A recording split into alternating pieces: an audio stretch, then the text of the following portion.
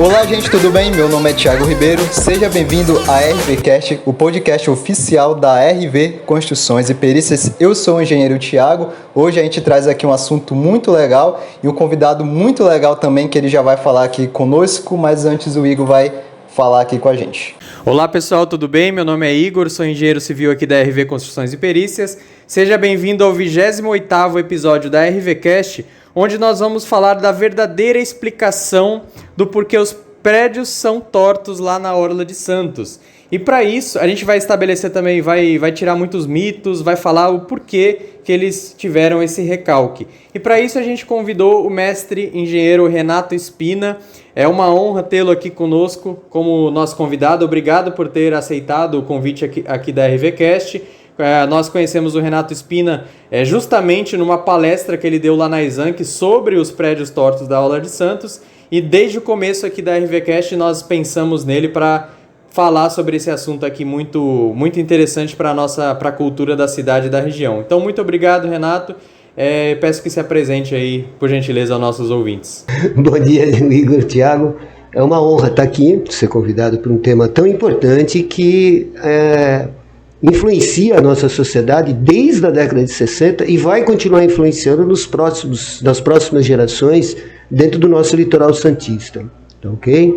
Eu sou o mestre engenheiro Renato Spina, sou professor do ensino técnico do grupo do Centro Paula Souza há 30 anos, já sou aposentado da prefeitura, onde fui engenheiro fiscal de obras durante outros 28 anos, né? Além de ser calculista, patologista e especialista em estabilidade estrutural. Vamos lá? Tudo isso? Quanto tempo de formado? 34 anos. Eu me formei em 88, né? 88. Na antiga engenharia civil da Universidade Santa Cecília dos Bandeirantes. Ainda não era Unisanta na época. Depois ela se tornou Unisanta. No meu tempo a engenharia ainda era integral 5 anos. Onde a gente tinha aula das 7h30 da manhã às 6h30 da tarde, com 40 minutos de almoço, de segunda a sábado. Ou seja, aprendia engenharia com todas as letrinhas, todos os cálculos, ninguém conseguia escapar. Saía como engenheiro calculista, então? Se quisesse sim, porque as nossas disciplinas na época abrangiam todos os quadros do cálculo estrutural, túneis, pontes, portos, aeroportos, edificações prediais, toda a área da construção civil, né, que engloba a nossa sociedade, ela era abrangida dentro do cálculo estrutural da engenharia naquela época, né? Diferente de hoje, onde ficam as matérias optativas para quem quisesse especializar no ramo do cálculo estrutural. Naquela época a gente já saía com uma sólida formação. Apesar que o grande lance na época era a produção de gerentes. A gente precisava de gerentes de obra porque o Brasil estava passando por uma época de grandes transformações e precisava ter a moçada para exatamente construir, né? O cálculo era uma pequena quantidade que ia para o ramo de cálculo. Em torno de 1% de cada turma, 1 ou 2% ia para o ramo de cálculo estrutural. A maioria ia para o gerenciamento. Como que era em relação à prática, né? Porque vocês ficavam muito tempo na faculdade e a gente que estudou a partir da noite e tal, a gente tinha o dia para trabalhar em obra, né? Ganhar experiência e tal. Nesse tempo que praticamente vocês não tinham intervalo assim, como é que ficava essa parte de prática? A faculdade mesmo já entregava? Todas as cadeiras tinham o período de aula com prática e com teoria. Todas as cadeiras tinham isso. Tinha aula de física, tinha física teórica e física prática. Pontes tinha a parte teórica e a parte prática. Todas as cadeiras tinham pegava ambas as qualidades. Uhum. E as faculdades eram obrigadas a ter laboratórios aptos para a gente fazer aquela prática, porque senão na época não podia se tornar engenharia, né? E às vezes os trabalhos, por exemplo, os trabalhos de topografia, né? Em homenagem ao grande mestre Dível Del Grande, que foi um dos mestres que eu tive na faculdade, a gente mapeava o morro da Nova Sintra inteiro, em 6 meses. Tinha que fazer uma planta cartográfica do morro inteiro, atravessando de Santos para São Vicente. Vocês fazem isso hoje? A gente dá a volta no quarteirão com o Teodolito. A gente fazia um morro inteiro, para aí vocês virem qual era a quantidade, né? Aí foi mudando o pensamento, não precisa ser tanto assim, coisa e tal. Acabou no ensino de hoje, você faz o quarteirão que dá para fazer com a turma na noite fazendo um trabalho no sábado de manhã, alguma coisa assim. E nos 2 últimos anos abriam-se espaços dentro da programação para a gente fazer estágios, era obrigado a fazer estágio. Então a gente tinha que ter uma série enorme, né, de horas de estágio para poder se formar. Na época eu lembro que não tinha o trabalho de conclusão de curso. A conclusão de curso era exatamente apresentar a carta de estágio. Uma matéria que eu sempre quis ter na faculdade foi túneis, mas infelizmente hoje eu não sei se lá fora tem, mas aqui na Exanc que eu estudei não teve, né? E eu gostaria de estudar. Foi legal essa matéria aí, aprender bastante? Com certeza, todas as disciplinas agregam, né, a cultura, o saber, umas mais profundas, umas mais superficiais, mas todas as cadeiras que nós tivemos ajudaram a transformar e a fazer a formação e o caráter do engenheiro daquela época. Então, no entanto que a maioria da turma que se formava trabalhava no ramo ou virava professores do ramo, né, para você ver como a gente aprendia a amar a engenharia. E era um funil muito grande também, que de 3, 4 turmas que entravam, saía a metade de uma. Sim. Então a conclusão era muito difícil do curso de engenharia. Hoje é muito fácil, hoje praticamente todos que entram e não desistem no meio do caminho, né, ou seja, a desistência é muito menor, acabam se formando, porque tem outra filosofia.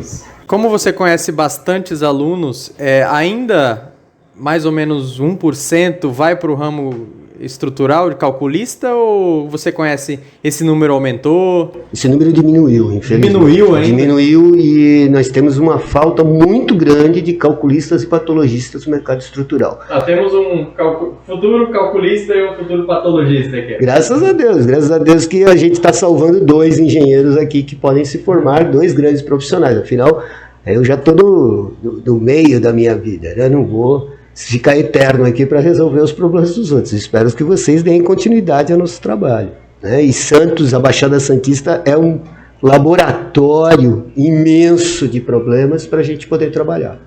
E você acha que há essa necessidade da engenharia ser tão longa assim, tempo integral e tal, pelos softwares que a gente tem hoje, pela prática, você acha realmente necessário?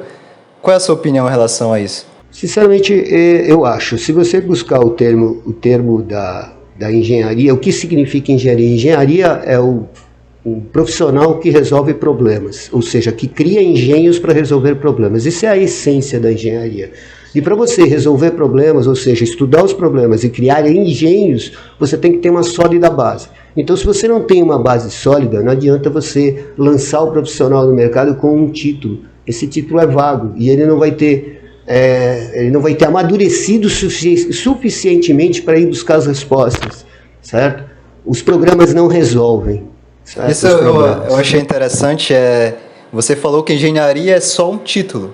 De fato, é quando a pessoa sai, se forma em engenheiro civil, ele tem um título de engenheiro civil, mas não significa que ele é engenheiro civil. Exatamente. Ele só é engenheiro civil quando ele trabalha com aquilo. Quando ele trabalha, quando ele ganha experiência e quando ele ganha maturidade para ganhar respeito dos clientes dele.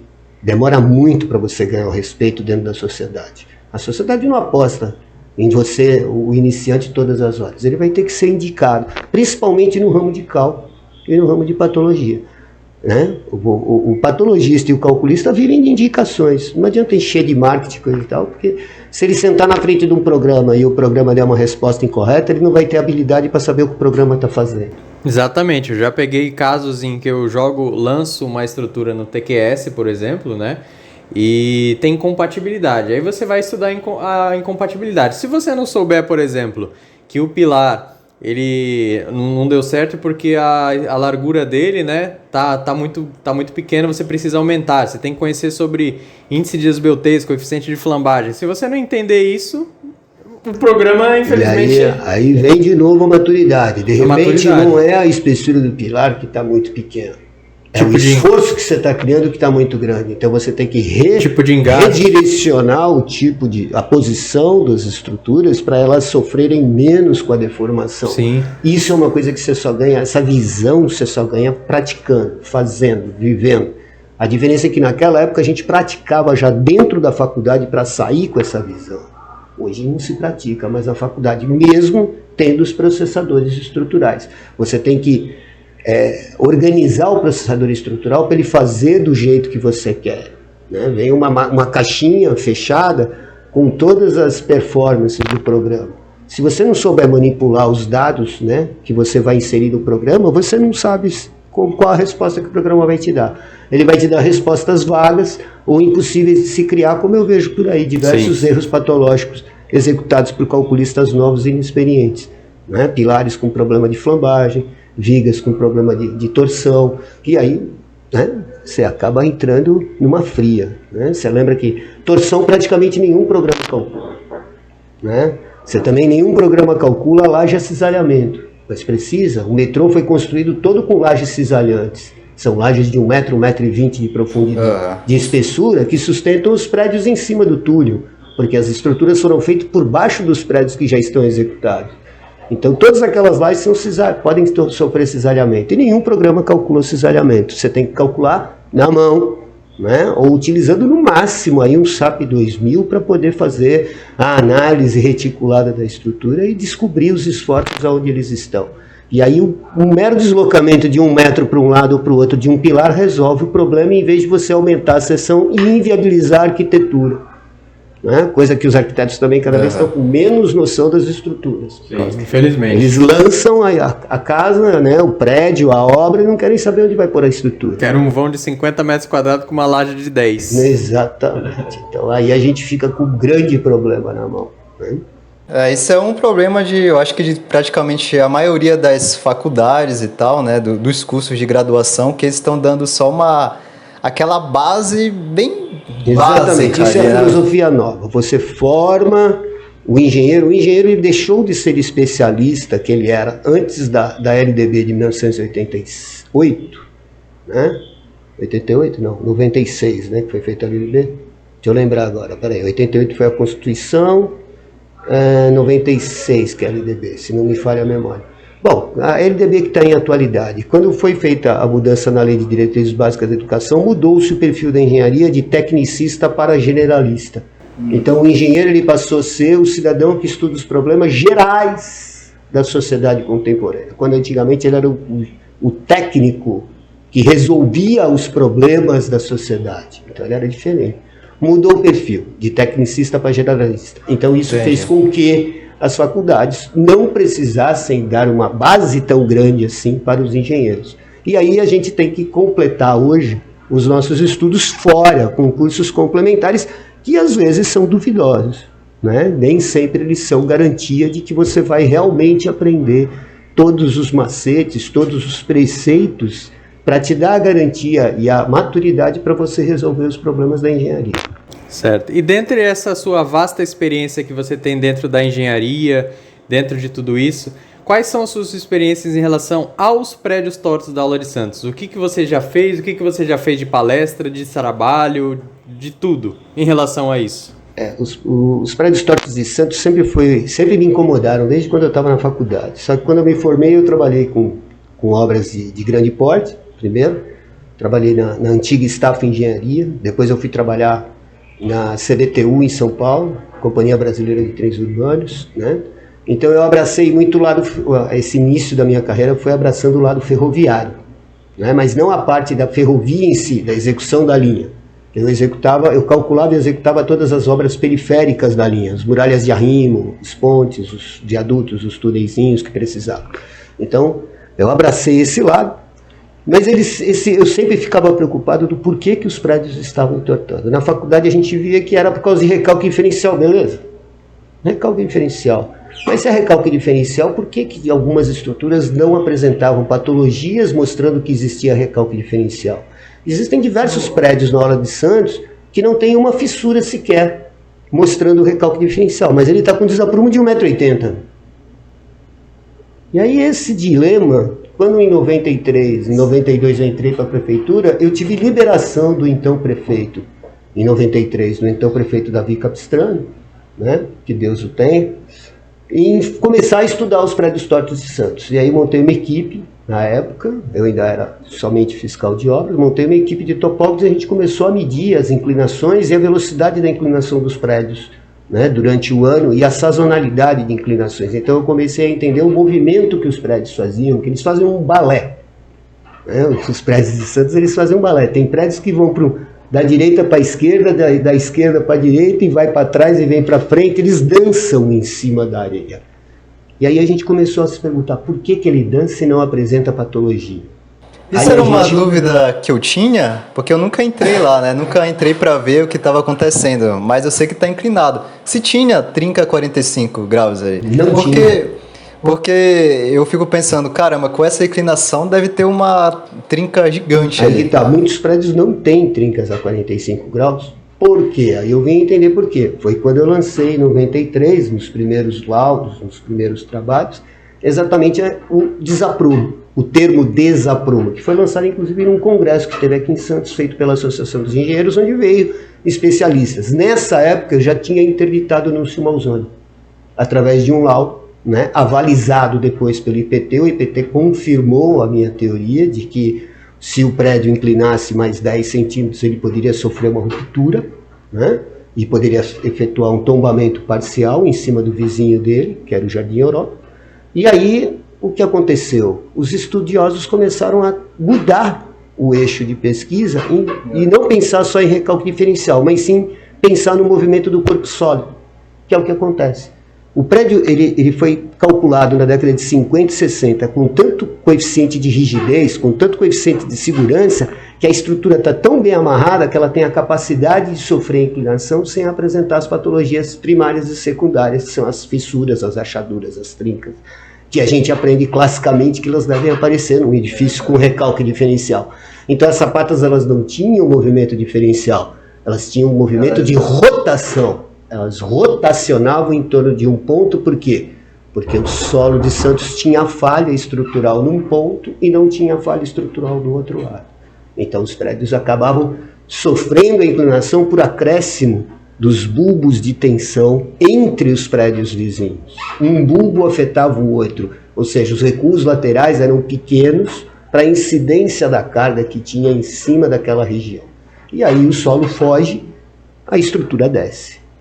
Só que ela tinha tanto efeito de rigidez que ela acabava descendo sem sofrer a patologia. Inclusive essa rigidez, no edifício Excelsior lá foi colocado um contrapeso, né, de aproximadamente 20 meganewtons e deu certo, mas não deu o insucesso justamente por conta dessa rigidez, né, das fundações em sapatas com as vigas de rigidez, que como não eram flexíveis, não deu muito certo esse contrapeso, né? Foi justamente por isso também, por esse excesso de rigidez desse edifício. Então tá bem, podemos dizer que eles estão bem calculados?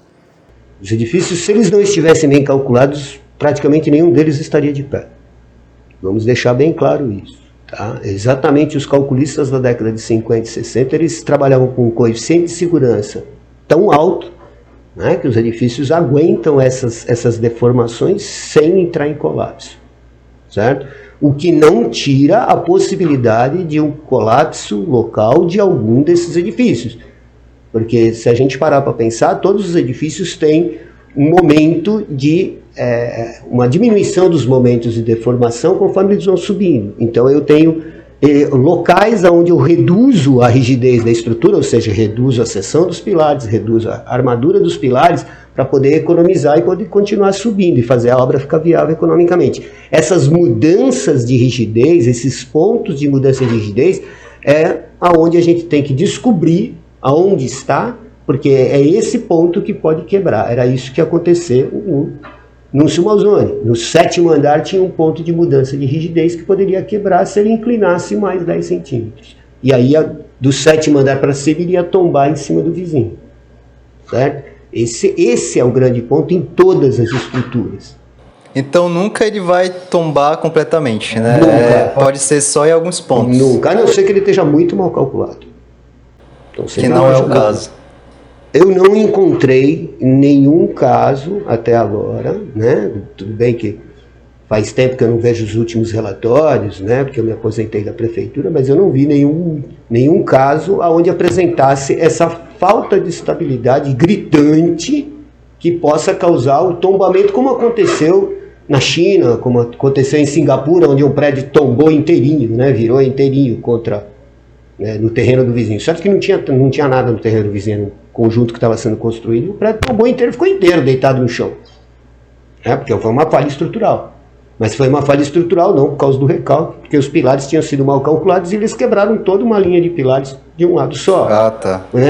O problema que aconteceu, a patologia que aconteceu em Fortaleza pela incompetência do empreiteiro que estava fazendo restauração, a recuperação estrutural do prédio, que caiu o prédio todo. Ele caiu todo por quê? Porque o cidadão resolveu abrir a colunata de pilares inteira numa lateral para fazer a recuperação ao mesmo tempo.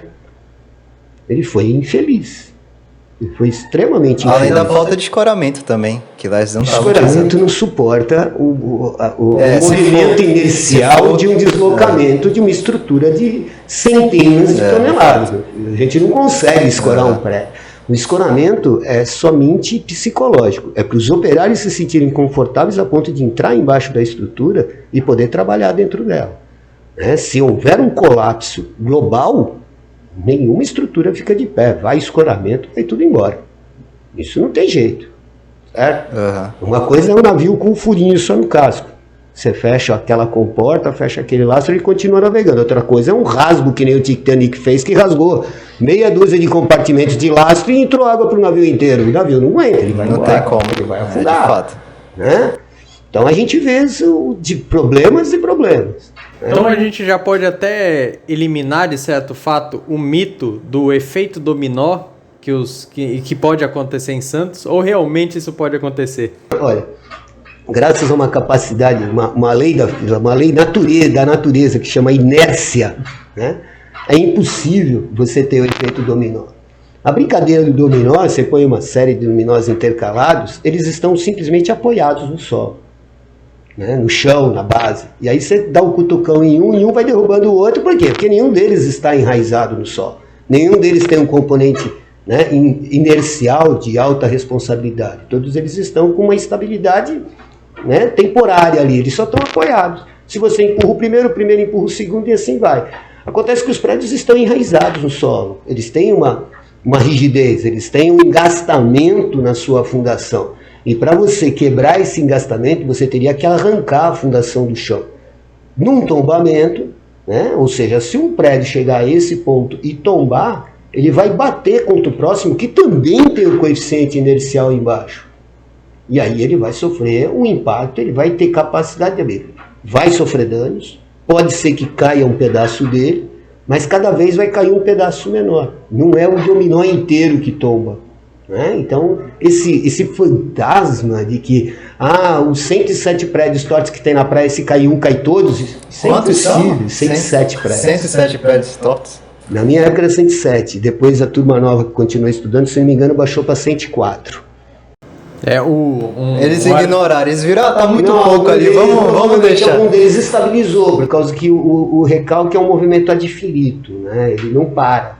Mas ele pode entrar num processo residual, onde ele fica tão pequeno, o desapruma fica tão pequeno que o calculista despreza. Entendeu? Ele está dentro. Ou então ele também pode sofrer a sazonalidade do inchamento e do esvaziamento do solo de Santos, porque o solo de Santos é uma esponja. A gente tem que lembrar que a gente tem o quê?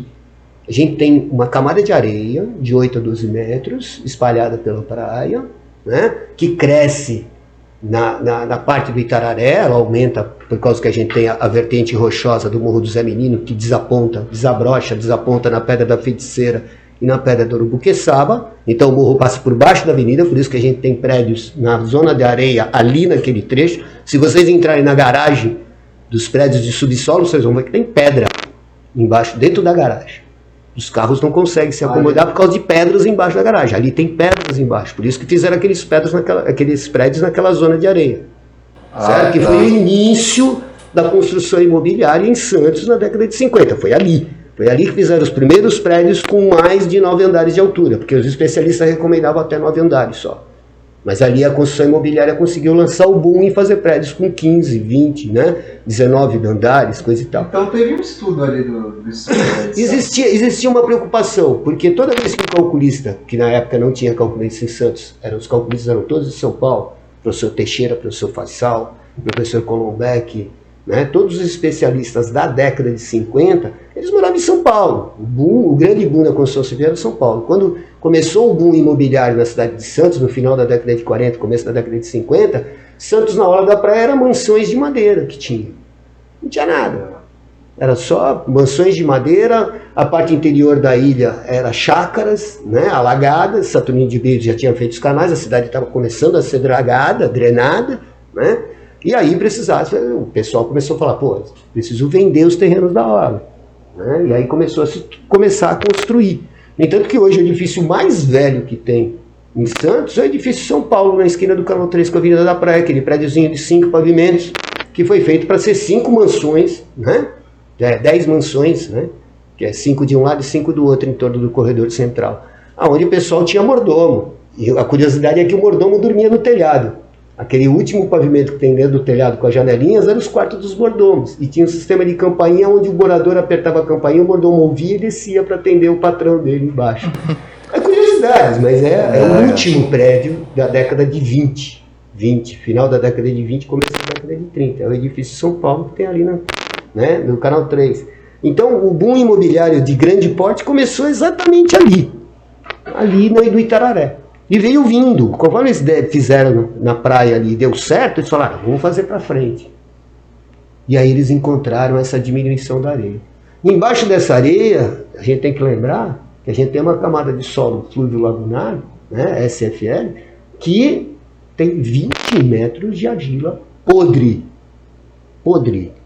Ela aguenta tão pouca carga, ela aguenta menos carga que uma esponja. Aguenta menos carga que uma esponja. Embaixo dessa areia eu tenho uma laminazinha de 2 a 4 metros de areia. O SPT na faixa de 1. Não, SPT na faixa de 0. De 0. 0,2, 0,1, 0,4. Se você fizer SPT e passar os 12 metros de areia, você vai encontrar SPTs que arrepia. Ninguém usa, né? Mas a gente sempre teve aquela máxima, para cada andar que você faz, você tem que ter 1 metro de areia embaixo para dar suporte e distribuir a tensão. Exatamente para ele abraçar o bulbo de tensões. Quando o bulbo de tensões chega, ou seja, né, o bulbo de tensões é como se fosse uma lâmpada, é o bulbo de uma lâmpada. É o caminho que contamina o solo com o peso do prédio, né? Conforme chega ali na argila, né, a argila não tem capacidade, a argila aqui é saturada de água pelo lençol freático, pelo mar, coisa e tal, ela acaba fugindo. As lamelas de areia, de argila, começam a escorregar. Conforme elas escorregam, o prédio vem. Não tem jeito. Certo? E aí depois, embaixo dessa argila podre, vem a argila transicional, que é uma argila extremamente dura, difícil de ser rompida, mas ainda é argila. E quando a gente faz estaqueamento, se a gente fizer estaqueamento com auxílio de lavagem, né, para poder facilitar a perfuração, você pode afetar a estabilidade dessa camada de argila. Certo? Você pode afetar essa estabilidade e aí você vai ter problema de recalque de estaca. A estaca vai ter atrito negativo e vai ser sugada pela lama, né? E a gente só encontra solo residual a 65 metros de profundidade. Nenhuma construtora faz 65 metros de profundidade. Todo mundo para na argila transicional, ou seja, atravessa o solo flúvio lagunar, encontra a argila transicional e faz a estaca trabalhar por atrito lateral. Isso hoje, né? Isso hoje. Inviabilidade, senão você inviabiliza o procedimento técnico. Para equilibrar, você precisaria ter prédios de mais ou menos 40 andares. Acima de 40 andares para viabilizar aquele sistema de pilares que você vai enterrar, que são as estacas. Para compensar estruturalmente, economicamente, você vai ter que ter no mínimo 40 andares para cima. Até porque naquela época também não existia equipamento para poder passar dessa camada de argila compressiva, né? Ou tinha? O equipamento tinha. O que não tinha era vontade econômica. Você pode lembrar que a COSIP e a Petrobras foram construídas nessa época e elas foram usando estacas, né? E lembrando que o Vale de Cubatão, da Hidrofé, da parte industrial de Cubatão, não tem essa camada de areia, é só argila podre. Então eles já são ao contrário, eles têm os 40 metros de argila podre, né? E aí vai encontrando um solo residual lá, mais ou menos a 45, 50 metros. Então a COSIP está apoiada em estaqueamento e está apoiada em rocha. Mas a rocha o quê? A rocha que vem da serra. Né? Mas antes disso eu tenho um depósito de argila podre de 40 metros. E eles estaquearam a COSIPA. Só que a COSIPA era uma estatal. Então valia a pena gastar esse dinheiro. Assim como a Anchieta, né, com todos os seus pilares imensos que tem ali, também foi estaqueada, os pilares da Anchieta, assim como foi da Imigrantes 1, da Imigrantes 2. Ou seja, quando necessita, se faz. Agora, quando é construção predial, a gente tem que decidir economicamente se vale a pena ou não fazer. Na época, o pessoal achava que não valia a pena arriscar. Então, eles construíam sabendo que o prédio ia recalcar. Sabendo que o prédio iria sofrer problema. Então a gente não pode falar que foi falta de tecnologia, falta de conhecimento do solo para eles fazerem uma sapata ali. De jeito, uma sapata não, para fazer uma estaca. De jeito nenhum. Tiago, de jeito nenhum.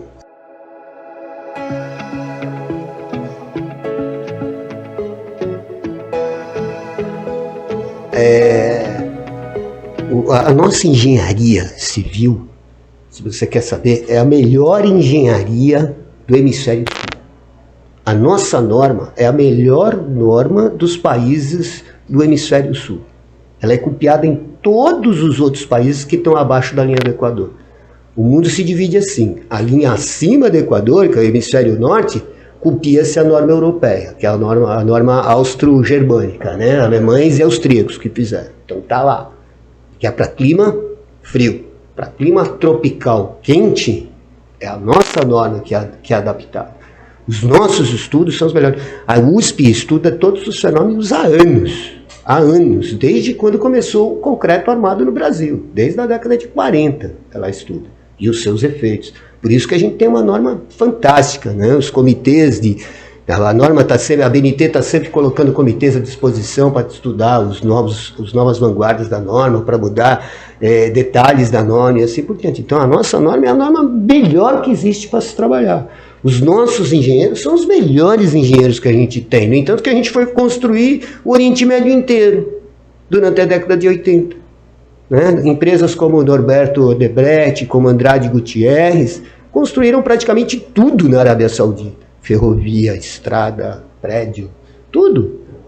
O meu professor Mário Franco, da Poli-USP, ele participou da construção das Torres Gêmeas da Malásia. Calculista, caraca. Ele foi ajudar a calcular as Torres Gêmeas da Malásia. Que ele é especialista em estabilidade estrutural. E aí? Certo? O meu orientador, o Paulo Pimenta, ele fez doutorado na Alemanha, criando um programa estrutural. Um programa que calcula a estabilidade estrutural. Para você ver a genialidade, quando a gente quer, a gente vai longe. Entendeu? A gente os engenheiros civis brasileiros, quando bem formados, quando maduros, eles não perdem para nenhuma engenharia em lugar nenhum. Pelo contrário, a gente dá banho de sabedoria. Tá? Então, eu fico tranquilo com isso. A gente precisa de tirar esse estigma de que brasileiro é sempre segunda classe. Brasileiro não é segunda classe. Nós não perdemos em nada para os americanos, para os franceses, para os alemães, para os ingleses. Nós respondemos, pelo menos no ramo da engenharia, a gente responde de igual para igual. O engenheiro brasileiro tem que ser respeitado no mundo inteiro. No mundo inteiro. Tá? A gente só vê desafios maiores do que os nossos. Pessoal, assim, vamos dizer, algumas tentativas, né? Os engenheiros japoneses que fizeram aquele aeroporto sobre o mar, né? Eles criaram a ilha para fazer o aeroporto, e eu esqueci o nome do aeroporto agora. Mas o aeroporto todo ano dá problema. A ilha afunda todo ano e eles têm que ir lá injetar material embaixo da ilha para levantar o aeroporto. O aeroporto é cheio de macaco hidráulico para suspender ele, porque toda hora ele afunda. Todo ano ele afunda alguns centímetros dentro do mar. Eles fizeram uma ilha artificial para ter um aeroporto. Acho que é o aeroporto de Sanjai, uma coisa assim. Então ali foi um grande desafio. Não é? A tecnologia dos japoneses para suportar tremores é fantástica. No Brasil a gente não tem terremoto. Mas em compensação a gente tem solos moles. Coisa que no Japão não tem, eles só tem pedra. Né? Eles foram encontrar solo mole quando eles foram se enfiar em cima do mar. E aí eles foram buscar a experiência onde? Brasil. Foram ver o que a gente fazia para suportar os prédios com solo mole. Assim como a cidade do México também, que tem um solo tão ruim quanto a Baixada Santista. Né? A gente conversa muito com o Pedro. Inclusive o professor Paulo Helene, que é um dos maiores patologistas do Brasil, ele tem os livros dele publicados em castelhano no México, coisa e tal. Para isso é ver. E é respeitadíssimo lá também.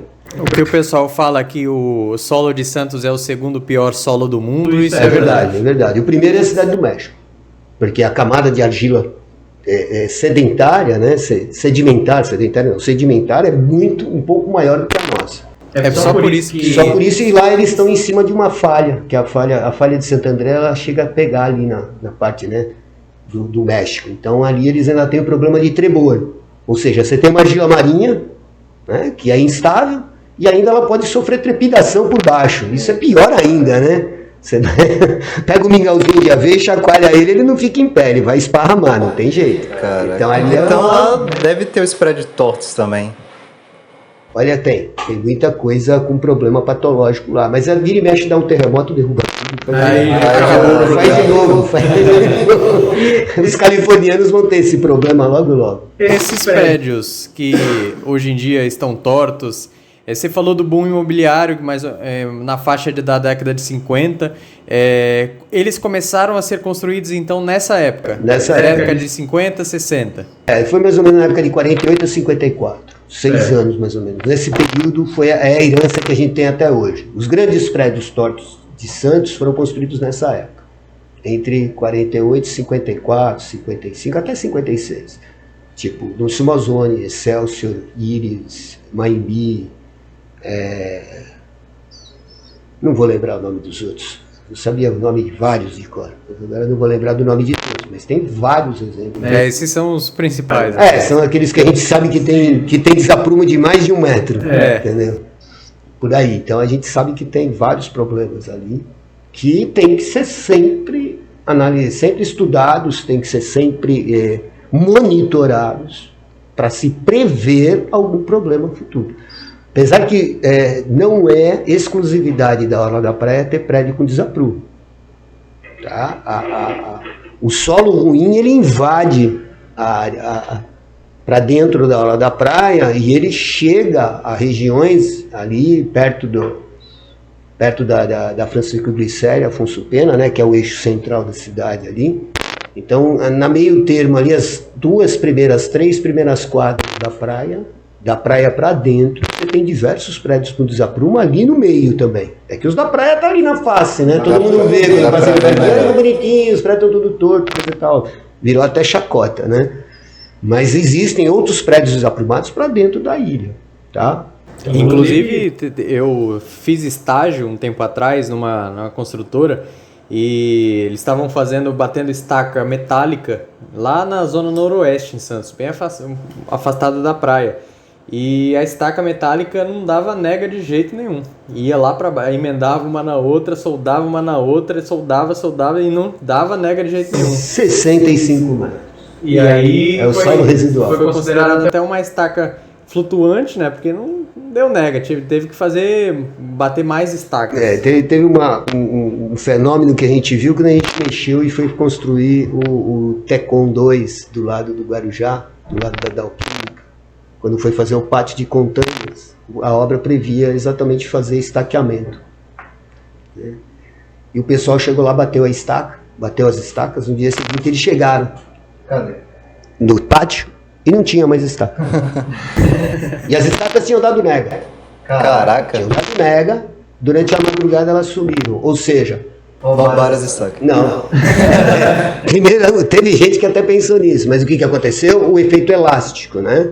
A estaca chegou na argila transicional, ela sofreu um atrito lateral temporário, como se você pegar e colocar um lápis em cima de uma borracha, né, de uma lâmina de borracha. Você espreme o lápis em cima, a borracha deforma e agarra o lápis. Só que se você deixar o peso contínuo em cima, o que vai acontecer com o lápis, com o relaxamento? Ele vai perfurar a lâmina de borracha e vai mergulhar. Então era isso que acontecia com as estacas. Então tinha que se bater a estaca num dia, amarrar elas com cabo de aço numa estaca de sacrifício fora do terreno, num local estável, né? E no dia seguinte chegar lá, encaixar outra estaca e bater de novo, porque ela ia mergulhar mais 12, mais 24, mais 36 e ir embora. Né? Então teve que ter essa preocupação para criar o pátio de Contanhas do lado de Guarujá. E isso não tem como prever antes com laudo de sondagem? Tem, mas a norma de sondagem é uma norma que precisa ser revista, né? Por causa que a gente tem poucos furos para balizar. A gente não consegue analisar o terreno todo, a gente analisa por estatística, né? Acho aproximadamente o solo é desta forma. A gente não tem uma coisa precisa.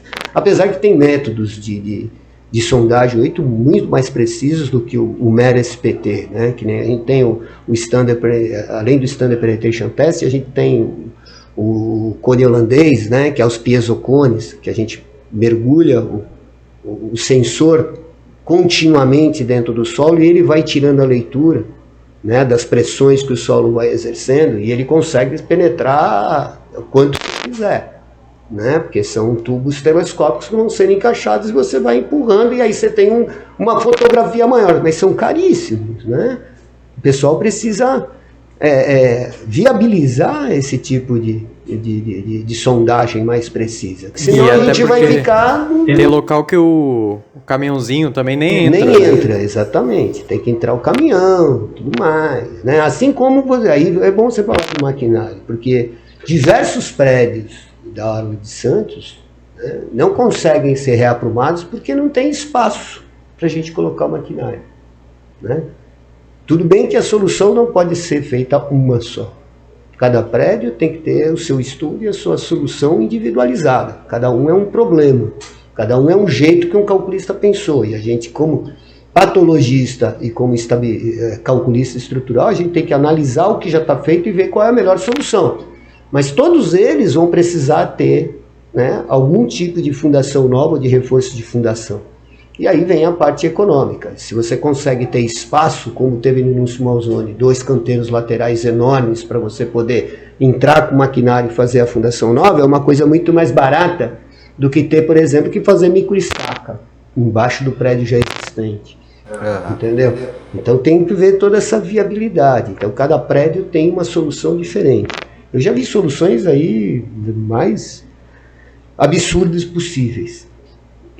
Mas todas elas têm que ser estudadas pela sua viabilidade econômica. Não existe uma solução única, né? Assim como você falou, caminhãozinho não entra em todos os terrenos. Não são todas as estacas hélices que conseguem descer a serra. Né? Eu consigo descer a serra e destacar hélice de até 22 metros, que é o que passa nos túneis. Senão eu tenho que interditar a outra estrada para descer uma hélice de 30, 40 metros. Então, a estaca hélice em Santos fica confinada a 20 metros. Certo? Você não consegue fazer profundidades maiores que isso. Né?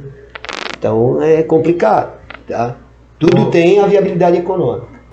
Ô Espina, bebe um pouco de água aí que você está cansado. Enquanto isso, vou dar uns avisos aqui.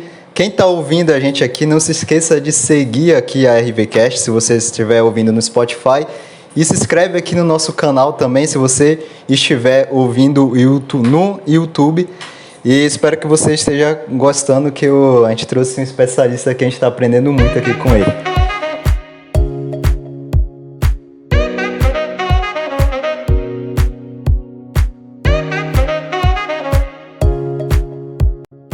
Você estava falando que lá você estava estudando ainda e você estava ouvindo falar dos prédios que estavam recalcando, né? Você sabe mais ou menos quando que eles começaram a recalcar? Qual foi o tempo a partir da construção que eles começaram, mais ou menos? Quando eu estava ainda na universidade, não era que o pessoal comentava, ninguém comentava nada. Ninguém comentava nada. Santos era a aberração do litoral brasileiro, ou seja, era a praia que tinha os prédios tortos. Isso é que me incomodava. Né? Todo mundo se referia a Santos como a praia que tinha os prédios tortos que um dia podia cair. Né? Ninguém se interessava nisso. Os estudiosos não se interessavam. Eles queriam criticar, né? Queriam só criticar. Né? Até porque os estudiosos não tinham verba para fazer pesquisa sobre isso. Achavam que era um problema morto. Né? Os calculistas da década de 50 tinham falado, é natural e acabou. Quem for construir lá vai construir desse jeito e sabe que vai ter problema de recalque. Quem comprar sabe que vai ter que conviver com o problema do recalque. E não era bem assim, a gente comprovou isso na década de 90, quando começamos a fazer os congressos, discutir, tudo mais, né, no final, e aí saiu, inclusive tem uma edição histórica de um livro chamado Solos do Litoral Paulista, onde os diversos calculistas antigos colocaram artigos, né, sobre os seus estudos antigos, as suas dúvidas, suas preocupações, E um dos professores, eu acho que se não é o professor, não sei se é o professor Colombeca, o professor Teixeira, no artigo dele ele comenta, né, que eles já sabiam que iria acontecer, mas que não tinha jeito, né? Então que eles iam ter que conviver com aquilo, certo? E aí foi nessa década de 90 que a gente começou a olhar os desaprumos com outros olhos. Falar, não, desaprumo existe, não é? Tá? A gente tem que resolver, porque uma hora algum vai quebrar, né? A gente começou a estudar, né? Então aí tem diversos estudos, se você pegar na década de 90, que exatamente começaram a reestudar o problema do recalque diferencial, e aí comprovou-se que não era o recalque diferencial, que era um movimento de corpo rígido, que era um movimento de desaprumo, certo? Então hoje a gente encara isso com outros olhos, né? A gente sabe que está problema, a gente sabe que os prédios têm uma rigidez muito grande, que eles não vão cair a qualquer momento, mas que pode acontecer um acidente localizado em algum deles. Ponto. Eles precisam ser constantemente monitorados. E aí, cada caso tem que ser feito um estudo, né, de viabilidade econômica para ver se vale a pena corrigir o desaprumo de uma estrutura de 50, 60 anos ou derrubar aquela estrutura e fazer um gabarito novo de 40 andares. Que é o que a viabilidade econômica de hoje fala, né? Se você vai enterrar até 65 metros o estaqueamento, você precisa ter uma estrutura para cima para vender e compensar, né? De repente, uma mudança no gabarito dos prédios, né? Uma obrigatoriedade maior de recuo, já que você vai fazer mais alto, certo? Recuos laterais maiores para ter mais acessibilidade. E aí derrubar estruturas, tem estruturas ali que simplesmente são deprimentes, né? Existem edifícios que são um ajuntado de apartamentos quarto e sala, de muito baixo poder econômico, né? Eles não valem, eles não têm garagem, são edifícios antigos onde o carro não era prioridade, né? São edifícios que são ecologicamente incorretos, porque eles não têm como fazer aproveitamento de água de chuva, como fazer aproveitamento do sol para fazer energia térmica, né? Para poder economizar energia. Hoje a gente tem que construir com esse pensamento. Quando a gente lança uma obra nova, em vez de a gente fazer o telhado morto para ficar recebendo e aquecendo a obra, eu já tenho que aproveitar e lançar a proposta de forrar o telhado com lâminas térmicas, né? Com painéis térmicos para captar energia e aquecer os chuveiros, vamos supor. Ou então fazer o sistema todo, né, de troca de transferência de energia e vender o excesso de energia, abastecer o prédio e vender o excesso de energia para a rede, para onde está faltando. Então os nossos prédios hoje a gente tem capacidade, o que a gente não tem é consciência. A gente precisa mudar a consciência da construção. Todas as obras têm que começar a ser pensadas em reaproveitar o que a gente nunca aproveitou. Alguma estrada você viu painel solar em volta dos barrancos, nos muros de arrimo? Painel solar? Não. Eles podiam estar captando energia. Eles podiam estar transformando energia na falta de energia que a gente tem nos reservatórios hídricos. Então isso é uma consciência, percebe? É uma consciência de engenharia. E você, se os engenheiros, enfim, os construtores começarem a fazer isso, você acha que as empresas de energia, as concessionárias vão deixar isso? Eu acho que a iniciativa tem que partir do governo. O governo tem que começar a fazer leis. Primeiro que a gente tem que aprender a votar e mudar o Congresso, né? Colocar vereadores capacitados para fazerem as nossas leis. O grande problema desse país são leis mal feitas. A gente tem lei para tudo, mas são tão mal escritas que elas têm que acabar na justiça. Se a lei for bem escrita, ela não vai ser questionada na justiça. Então o primeiro passo tem que ser dado pelo administrador. O administrador é o executivo. Vou te dar um exemplo simples. Você mora numa casa ou num prédio? Uma casa. Uma casa. Você tem uma árvore na porta da sua casa? Tem uma. Tem uma árvore. Você cuida dessa árvore? Não. Você deveria cuidar. Você deveria podar, cuidar, controlar as raízes dela para não quebrar a calçada. E aí, se você fizer a lição de casa direitinho, você deveria ganhar 1% de desconto no IPTU.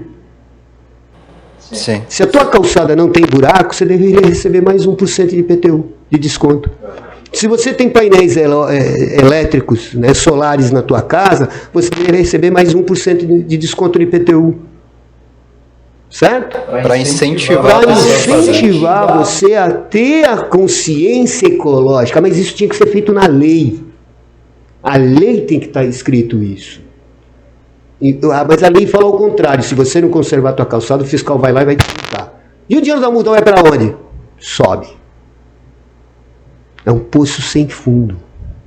Ah, não, mas é direcionado para isso, para aquilo outro. De fato.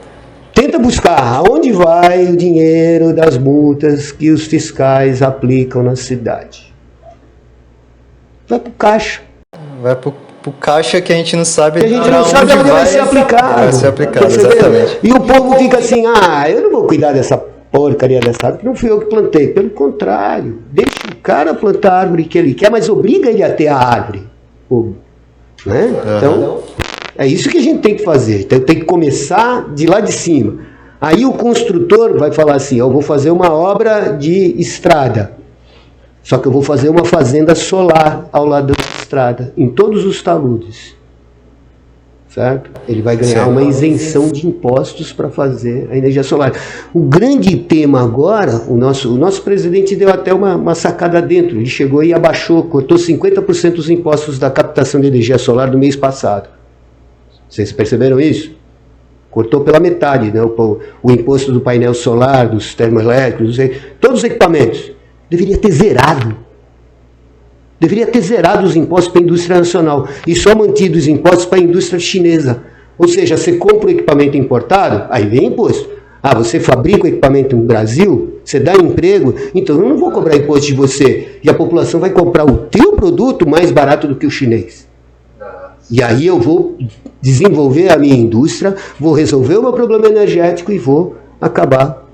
Esse é o mesmo problema nas estruturas. Eu tenho problemas sociais. Eu teria que ter incentivo para os proprietários dos prédios portos a estudarem se vale a pena reerguer ou se vale a pena derrubar aquele prédio e fazer outro. É isso que eu fiz toda essa volta para chegar nesse ponto. Porque é um raciocínio complexo, você tem que abranger tudo, é um problema social. Eu tenho inúmeros aposentados que moram em prédios tortos. Inúmeros aposentados que não têm renda. Por quê? Porque o apartamento é barato. Você paga ali, você compra por 60 mil um apartamento torto. Hoje. Você vai morar de frente para a praia. Você tem uma vista, mas você não tem garagem.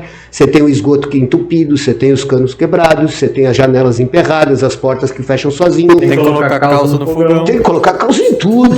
Até no teu pé. Entendeu? Senão o bolo sai torto, né? Senão sai tudo torto. Se você for lá e for fritar um ovo, o ovo é capaz de cair da frigideira. Tem prédio que cai da frigideira, que a frigideira é rasinha, ele escorrega para fora da frigideira. Não dá para brincar de bolinha de gude. Não dá. Bolinha de gude não dá. Dá para brincar com o cachorro, né? Você joga a bolinha para cima, o cachorro vai louco pegar e quando ele voltar, a bola já tá caindo. A bola já tá voltando. Tá voltando, entendeu? Então, tem que analisar problema por problema. E agora, já faz, depois do boom da década de 90, onde se tentou-se, vamos arrumar financiamento federal para reaprumar os prédios. Não é assim. Tem prédio que não vale a pena reaprumar. O que o pessoal queria naquela época era meter a mão numa grana federal para poder desviar a verba, para fazer o enriquecimento de meia dúzia que estava ali no mercado. Eu sempre briguei contra isso. Falei, não é assim. Você tem que estudar caso a caso. Até porque é privado, né? Ali não é do governo. Exatamente. Tem que ter incentivo? Tem que ter juros baixos para reerguer um prédio? Tem. Desde que vale a pena economicamente reerguer aquele prédio. O que eu falei, você tem que lembrar que você está, que nem o Núcio Malzone, reergueu-se o Núcio Malzone. Um apartamento de 400 metros quadrados, que era a Torre da Frente. Mas reerguesse o prédio com tubulação hidráulica de 50 anos. Tubulação de esgoto de 50 anos, esquadrias de 50 anos, portas de 50 anos, revestimentos de 50 anos. Você pôs a estrutura de volta no prumo. Mas o resto todo do prédio está velho. Gastou-se 2 milhões e pouco, na época 2 milhões e meio, se não me engano. Eu não sei o número exato, me desculpe. Mas gastou um dinheiro enorme para recompor o prédio, para mostrar que um prédio, aquilo foi um ponto de honra, para mostrar que a gente conseguia reaprumar um prédio. E reaprumou, seria muito mais caro. Perfeito. Hoje eu acho que seria pelo menos o dobro. Eu acho que hoje seria pelo menos o dobro. Isso é uma coisa complicada porque a gente trabalha também, a gente presta serviço para condomínio e a gente vê como é difícil eles fazerem um serviço ali de engenharia, enfim, quando eles estão com problema. E não é um custo tão alto, né? Eu fico imaginando esse custo aí de um reaprumo. Eu tenho diversos projetos que eu fiz para estabilizar o recalque. Não para reaprumar, mas para parar, para diminuir a velocidade do recalque em prédios, tanto na praia como dentro da ilha. Tenho vários estudos feitos. Como seria feito essa estabilização? Como eu falei, cada prédio é um jeito. Você tem prédios que você pega e encontra as sapatas isoladas, abraçadas por vigas de rigidez. Sim. Então aí você vai fazer uma solução. Você tem prédios que você cava e não tem nada. As sapatas isoladas estão soltas, não tem nem baldrame. Então é outro tipo de estudo. Existe lá sapata de divisa sem a viga de rigidez? Não existe sapata de divisa, filho, porque todos os prédios são obrigados a ter recuo. Então cuidado, não existe sapata de divisa. Você não tem nenhum prédio encostado no outro. Tem algum prédio? Isso acontece no Rio de Janeiro, que é quando todos os prédios são uma muralha e um se apoia no outro. Por isso que não tem recalque lá. Porque todos os prédios estão acostados. Não existe lá sapato de divisa, então? Não existe. Nos prédios tortos, nenhum. Só sapato isolada... Sapato isolada completa, de centro. O que tem, eu não vou falar o nome do prédio, mas eu sei de uma tentativa de um prédio que tentou se fazer o reaprumo do prédio fazendo sangria nas sapatas. Sangria é o processo onde você, através do hidrojato, você tira a areia debaixo da sapata para o prédio descer.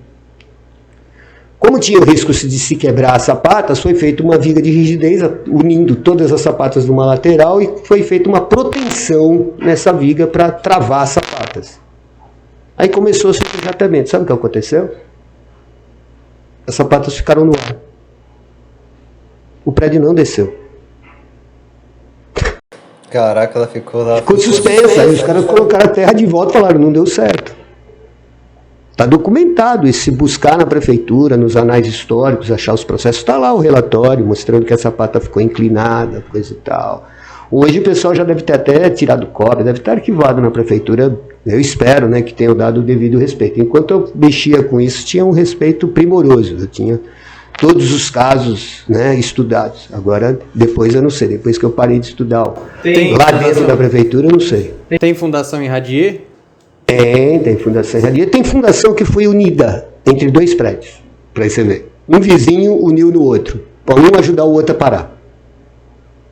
Para você ver, porque o prédio do lado estava sendo construído e começou a recalcar, o prédio do outro lado já estava recalcado, e aí para o empreendedor do prédio que estava sendo construído não perder a venda, ele resolveu travar o outro prédio.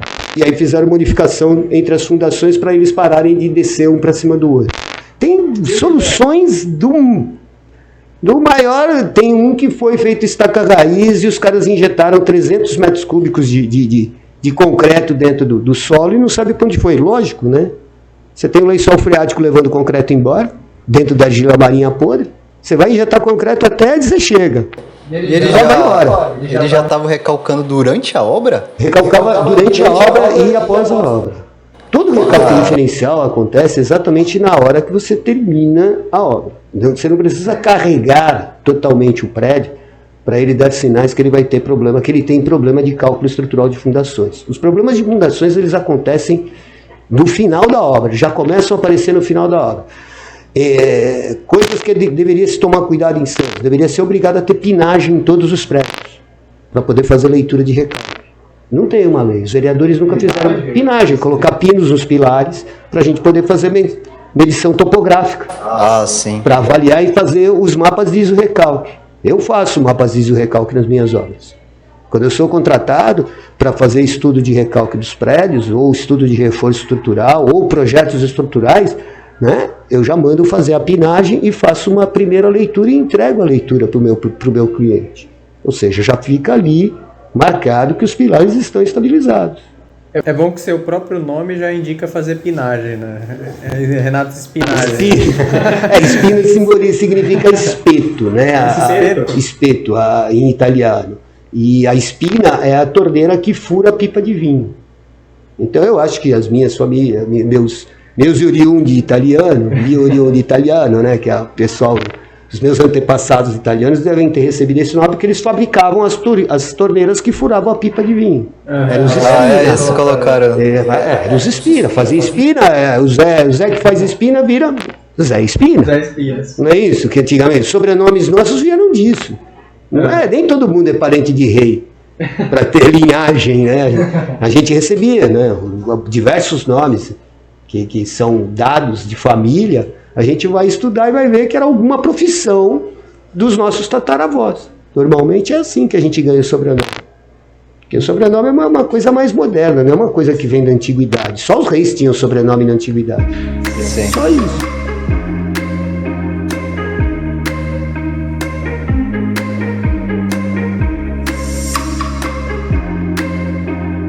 Você citou agora há pouco um livro, Solos do Litoral Paulista. Hoje você só encontra ele em sebo. Eu cacei tanto esse livro, cacei em sebo. O único lugar que eu encontrei foi na biblioteca da Unisanta. Ainda bem que ainda tem um exemplar lá. Eu tenho na minha casa. Não vendo. Já vou chavecar. Não vendo, não adianta, não vendo. Aí eu cacei, não encontrei esse aqui, Solos Marinhos da Baixada Santista. Não, por eu não conhecer os solos do Litoral Paulista, não sei se é a mesma coisa, não sei se contém o mesmo tipo de explicação. Mas esse livro aqui é muito bom, inclusive eu recomendo, do Faisal Massad, né? Inclusive ele fala um pouco do processo de formação do solo de Santos, que eu gostaria que você falasse um pouco sobre isso. É curioso, o pessoal fala, né? Por que a gente tem essa argila podre, né, em Santos? É uma coisa muito curiosa. A gente começa a partir do princípio que é o seguinte: os geólogos eles já testemunharam, já confirmaram, já comprovaram que a altura do mar há 7.000 anos atrás era 5 metros mais alto do que hoje. Então o solo de Santos, né, da Baixada Santista inteira, foi formado há 7.000 anos atrás. Tá? Lógico, naquela época, as montanhas que nós temos, que é a Serra do Mar, ela não tinha sido desgastada do jeito que ela está hoje. Eram picos muito mais altos do que hoje, né? Elas já estão erodidas pela passar dos milênios, né? E aí o que acontecia? O mar, ele arrebentava na costa rochosa da serra, certo? Conforme as ondas batiam na serra, ela lambia a vegetação depositada na serra, né, pelo vento, pelos animais que morriam e ficavam ali. Então toda esse lixo era trazido pelo mar para debaixo do leito marinho, para o leito rochoso. Então eu tinha a rocha, e aí o mar lambia e depositava essa lama, e foi criando solo marinho. Certo? Aí eles não conseguem explicar por quê, mas provavelmente por algum problema de meteoro, mudanças climáticas, algum meteoro que chocou-se com a Terra, o leito de repente abaixou. O leito marinho, o nível do mar abaixou bruscamente. E aí essa região ficou exposta. Né?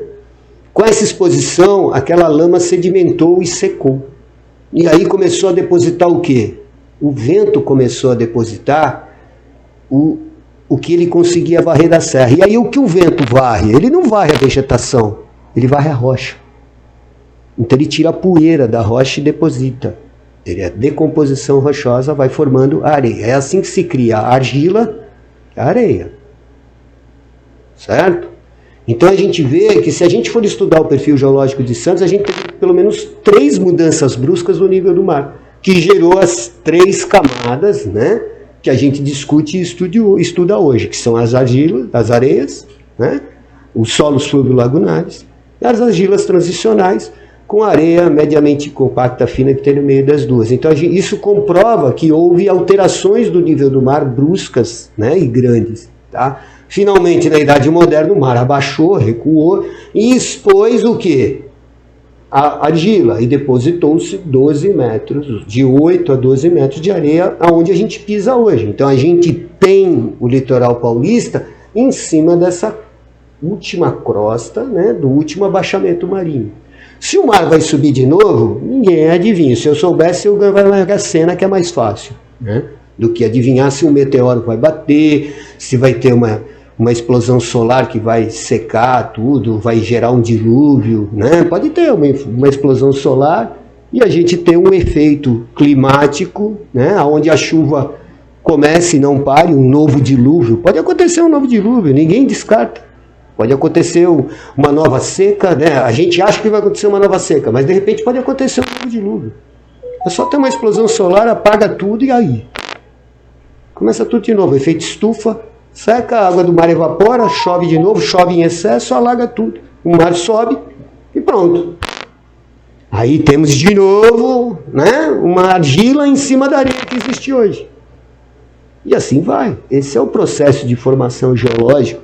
Minha especialidade não é geologia, não é fundações, mas por ter estudado as patologias estruturais, né, eu posso, né, falo isso nas minhas palestras sobre desaprumo, nas palestras sobre os canais de Santos, na palestra sobre as erosões da praia de Santos, né, e aí tudo isso faz parte da minha cultura geral de engenharia. É isso que o engenheiro tem que ter consciência. O engenheiro só é completo quando ele tem uma cultura que abrace todos os ramos da engenharia no qual ele trabalha. Ele não adianta ter só o geral. Ele tem que se especializar naquilo que ele gosta, mas ele não pode deixar de conhecer todo o global que trabalha em volta dele. E hoje, como cidadãos, ainda temos mais a parte ecológica que a gente tem que discutir, né, e brigar, né? As outras questões eu deixo para os outros profissionais discutirem, aí eu nem me meto. Mas a parte de clima, de meio ambiente, a gente tem que estar... Porque a gente destrói o meio ambiente, se a gente pensar. Então a gente tem que fazer o casamento entre a construção da cidade e o meio ambiente. Exato, exatamente. Eu não sei se você acompanhou algum reaprumo aí dos prédios. Eu assisti já, obviamente eu nunca não acompanhei, né? Mas eu já assisti alguns vídeos sobre o reaprumo, né? Como eles fizeram lá com macacos hidráulicos. Eu queria que, se você puder falar mais um pouco sobre isso. Eu acompanhei o reaprumo do Nelson Malzone na primeira torre. Na segunda torre eu não acompanhei, apesar que numa das minhas palestras eu mostro um vídeo de reaprumo da segunda torre, da torre de trás, né?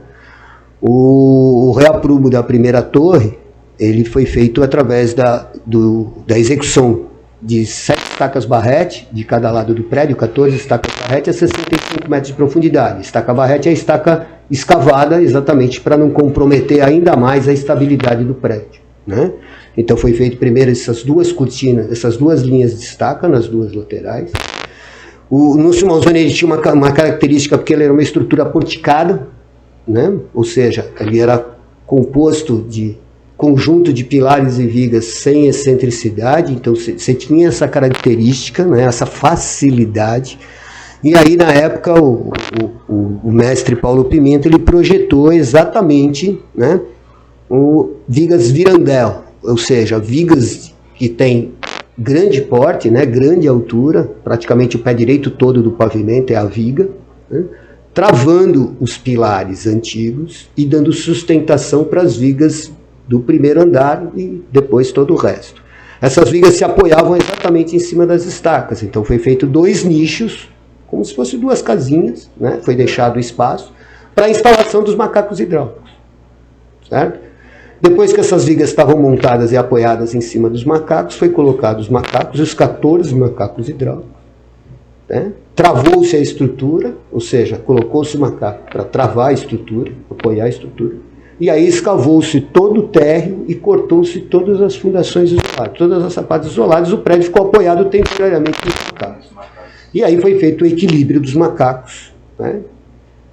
Dia após dia, um por um, foi equilibrando e voltando para o prumo e colocando calços embaixo da viga Virandel para poder não voltar para o lugar, porque a viga Virandel ela ia entortando, né? Conforme você macaqueava, ela ia dando esse trabalho de fazer a ligação entre o velho e o novo, que eram as novas estacas.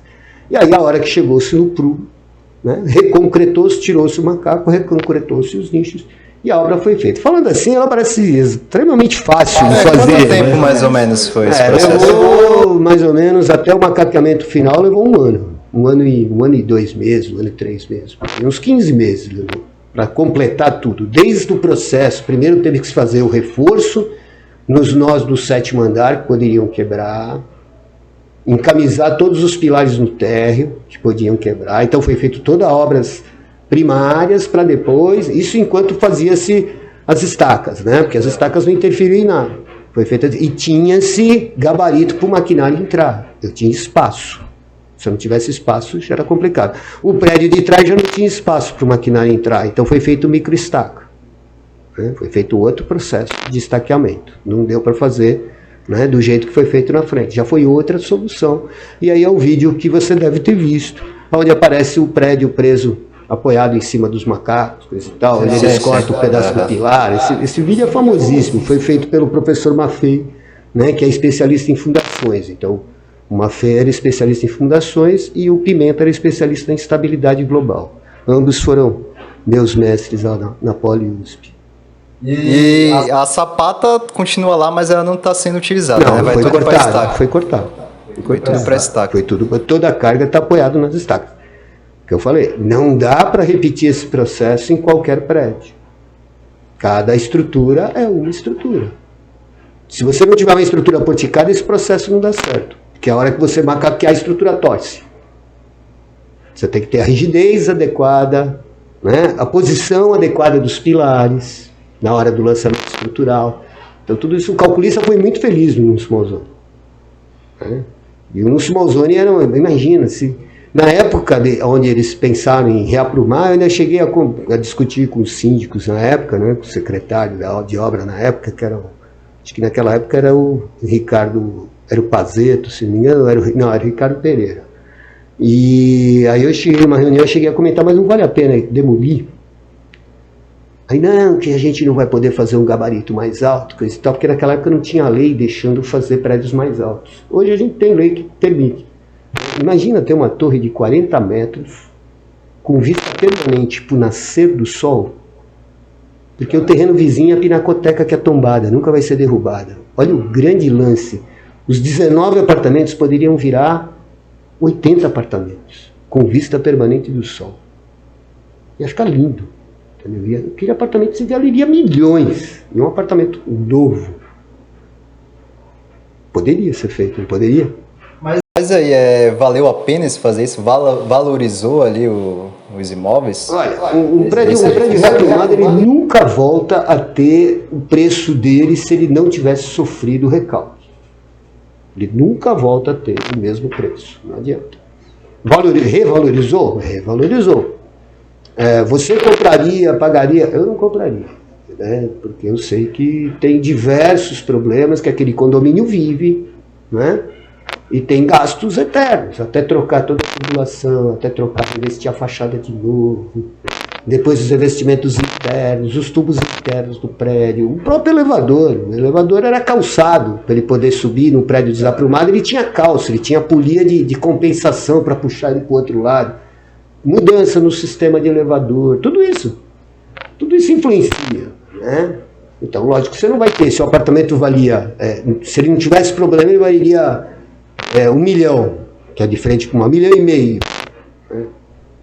Deve ter voltado aí para os seus 600, 700 mil reais. E teve prédios que antes do reaprumo apartamentos por antes do reaprumo que foram vendidos por 100 mil reais. Porque os caras não tinham dinheiro para aplicar no reaprumo. Então, foi decisões particulares de cada um.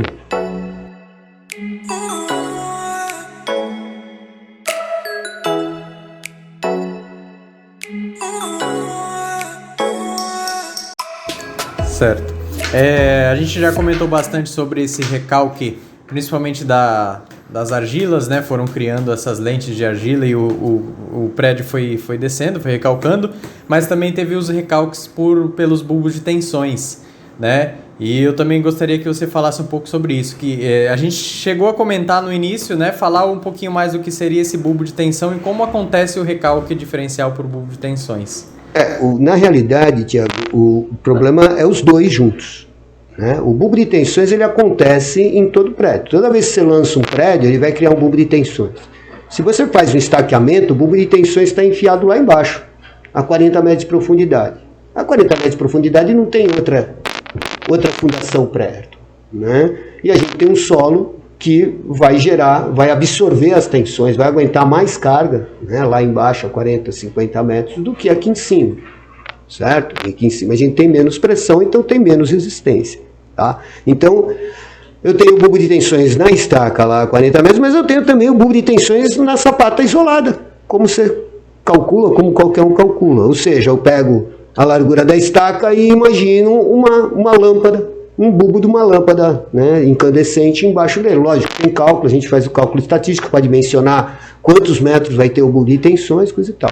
O que aconteceu e o que acontece é que é o seguinte, conforme você põe mais pavimentos em cima do prédio, né, você coloca mais peso no pilar e o pilar vai gerar um bulbo de tensões maior. A cada pavimento que se acrescenta, você aumenta o tamanho do bulbo de tensões. E aí chega uma hora que esse bulbo de tensões ultrapassa o limite do teu terreno e invade o terreno do vizinho. Se no terreno do vizinho também tiver um prédio e os dois bulbos de tensões se encontrarem, nessa região de encontro eu tenho o dobro da carga que o solo poderia responder. E aí o solo não responde, o solo não tem capacidade para suportar os dois bulbos ao mesmo tempo. Então isso é a teoria do recalque, do recalque diferencial. Conforme você encontra os dois bulbos de tensão, a sapata desce. Uma fica no ar, porque não tem encontro com nenhum bulbo de tensões, e a outra desce porque encontrou um outro bulbo de tensões, ou de uma casa, ou de outro prédio, ou de qualquer outra obra, ou então uma falha de solo. Porque você calculou todas as sapatas pela mesma tensão de solo. Você imagina que todo o terreno tem a mesma tensão, só que você calha de pegar uma região que não tem a mesma tensão, que aguenta menos carga. No SPT deu 0,2, só que o normal do SPT que você fez ali, né, na planta de sondagem, você viu que dava 1,5 kg. Só que tem uma região, um pilar, um ponto que não dá 1,5, dá só 200 gramas. E aí o bulbo de tensões é muito maior. E esse bulbo de tensões invade o bulbo de tensões do pilar vizinho e aí acontece o processo de recalque. Então o processo de desaprumo é causado, né, pela falha de absorção da tensão das argilas marinhas. Ponto. Que foi causado pelo excesso de tensão criado nos bulbos dos prédios, que foram aumentados devido à ganância imobiliária de colocar mais pavimentos em cima de um solo que não dava suporte. Então esse foi o grande X da questão. Se a gente tivesse, né, feito que nem Guarujá, quando fez o plano da orla dele ali da Praia da Enseada, né, já sabia da experiência de Santos. E aí ele permitiu o quê? Que fizesse prédios na orla da praia só com 4 pavimentos. E os pavimentos iam crescendo conforme o terreno ia indo para o fundo, para a serra. Conforme ia se afastando do mar, eu podia fazer prédios mais altos. O gabarito de Guarujá é assim, é piramidal. Coisa que em Santos nunca teve essa preocupação. Vou colocar a cortina na frente, vinha da experiência do Rio de Janeiro. No Rio de Janeiro deu certo, a gente colocou todos os prédios na frente do mar e escondeu a favela atrás.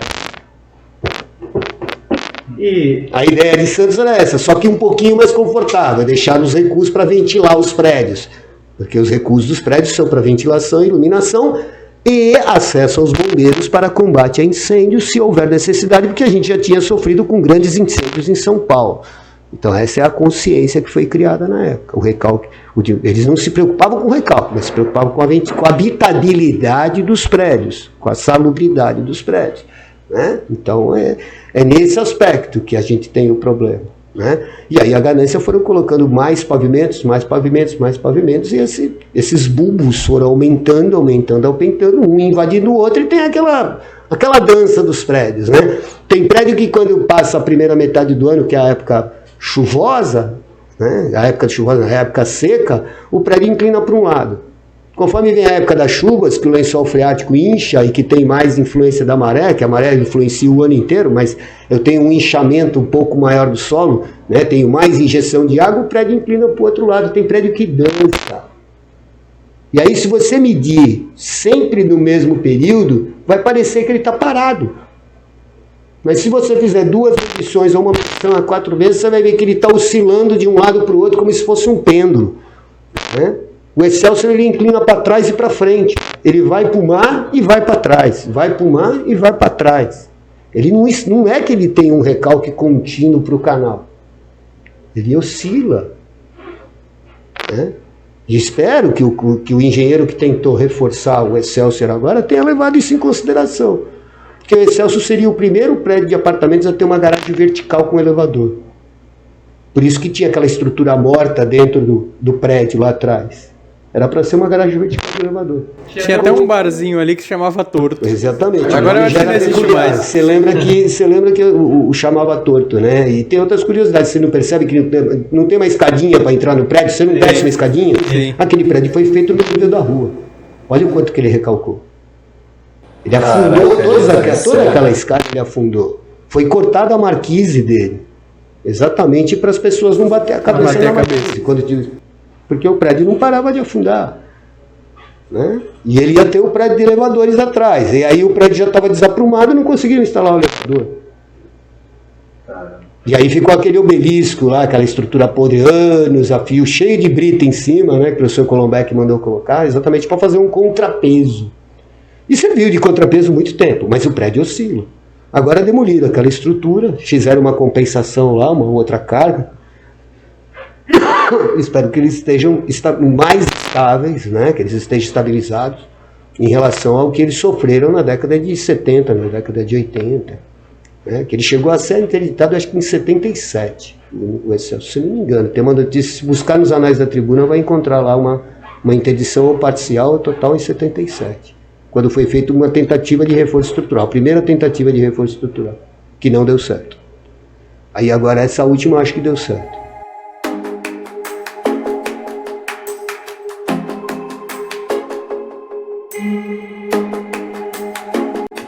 Falando de bulbo de tensões, a tendência, quando tem bulbo de tensões ali entre dois prédios, não é que o prédio maior, com mais pavimentos, não, o prédio menor, com menos pavimentos, recalque, porque o bulbo de tensão do prédio maior é maior, né? Eu acho que ele vai influenciar mais o outro. Não, vai depender, não é só a questão da altura, vai depender também da geometria do prédio. Se eu tiver um prédio baixo, mas muito largo, a tendência dele inclinar é menor do que um prédio alto, muito estreito.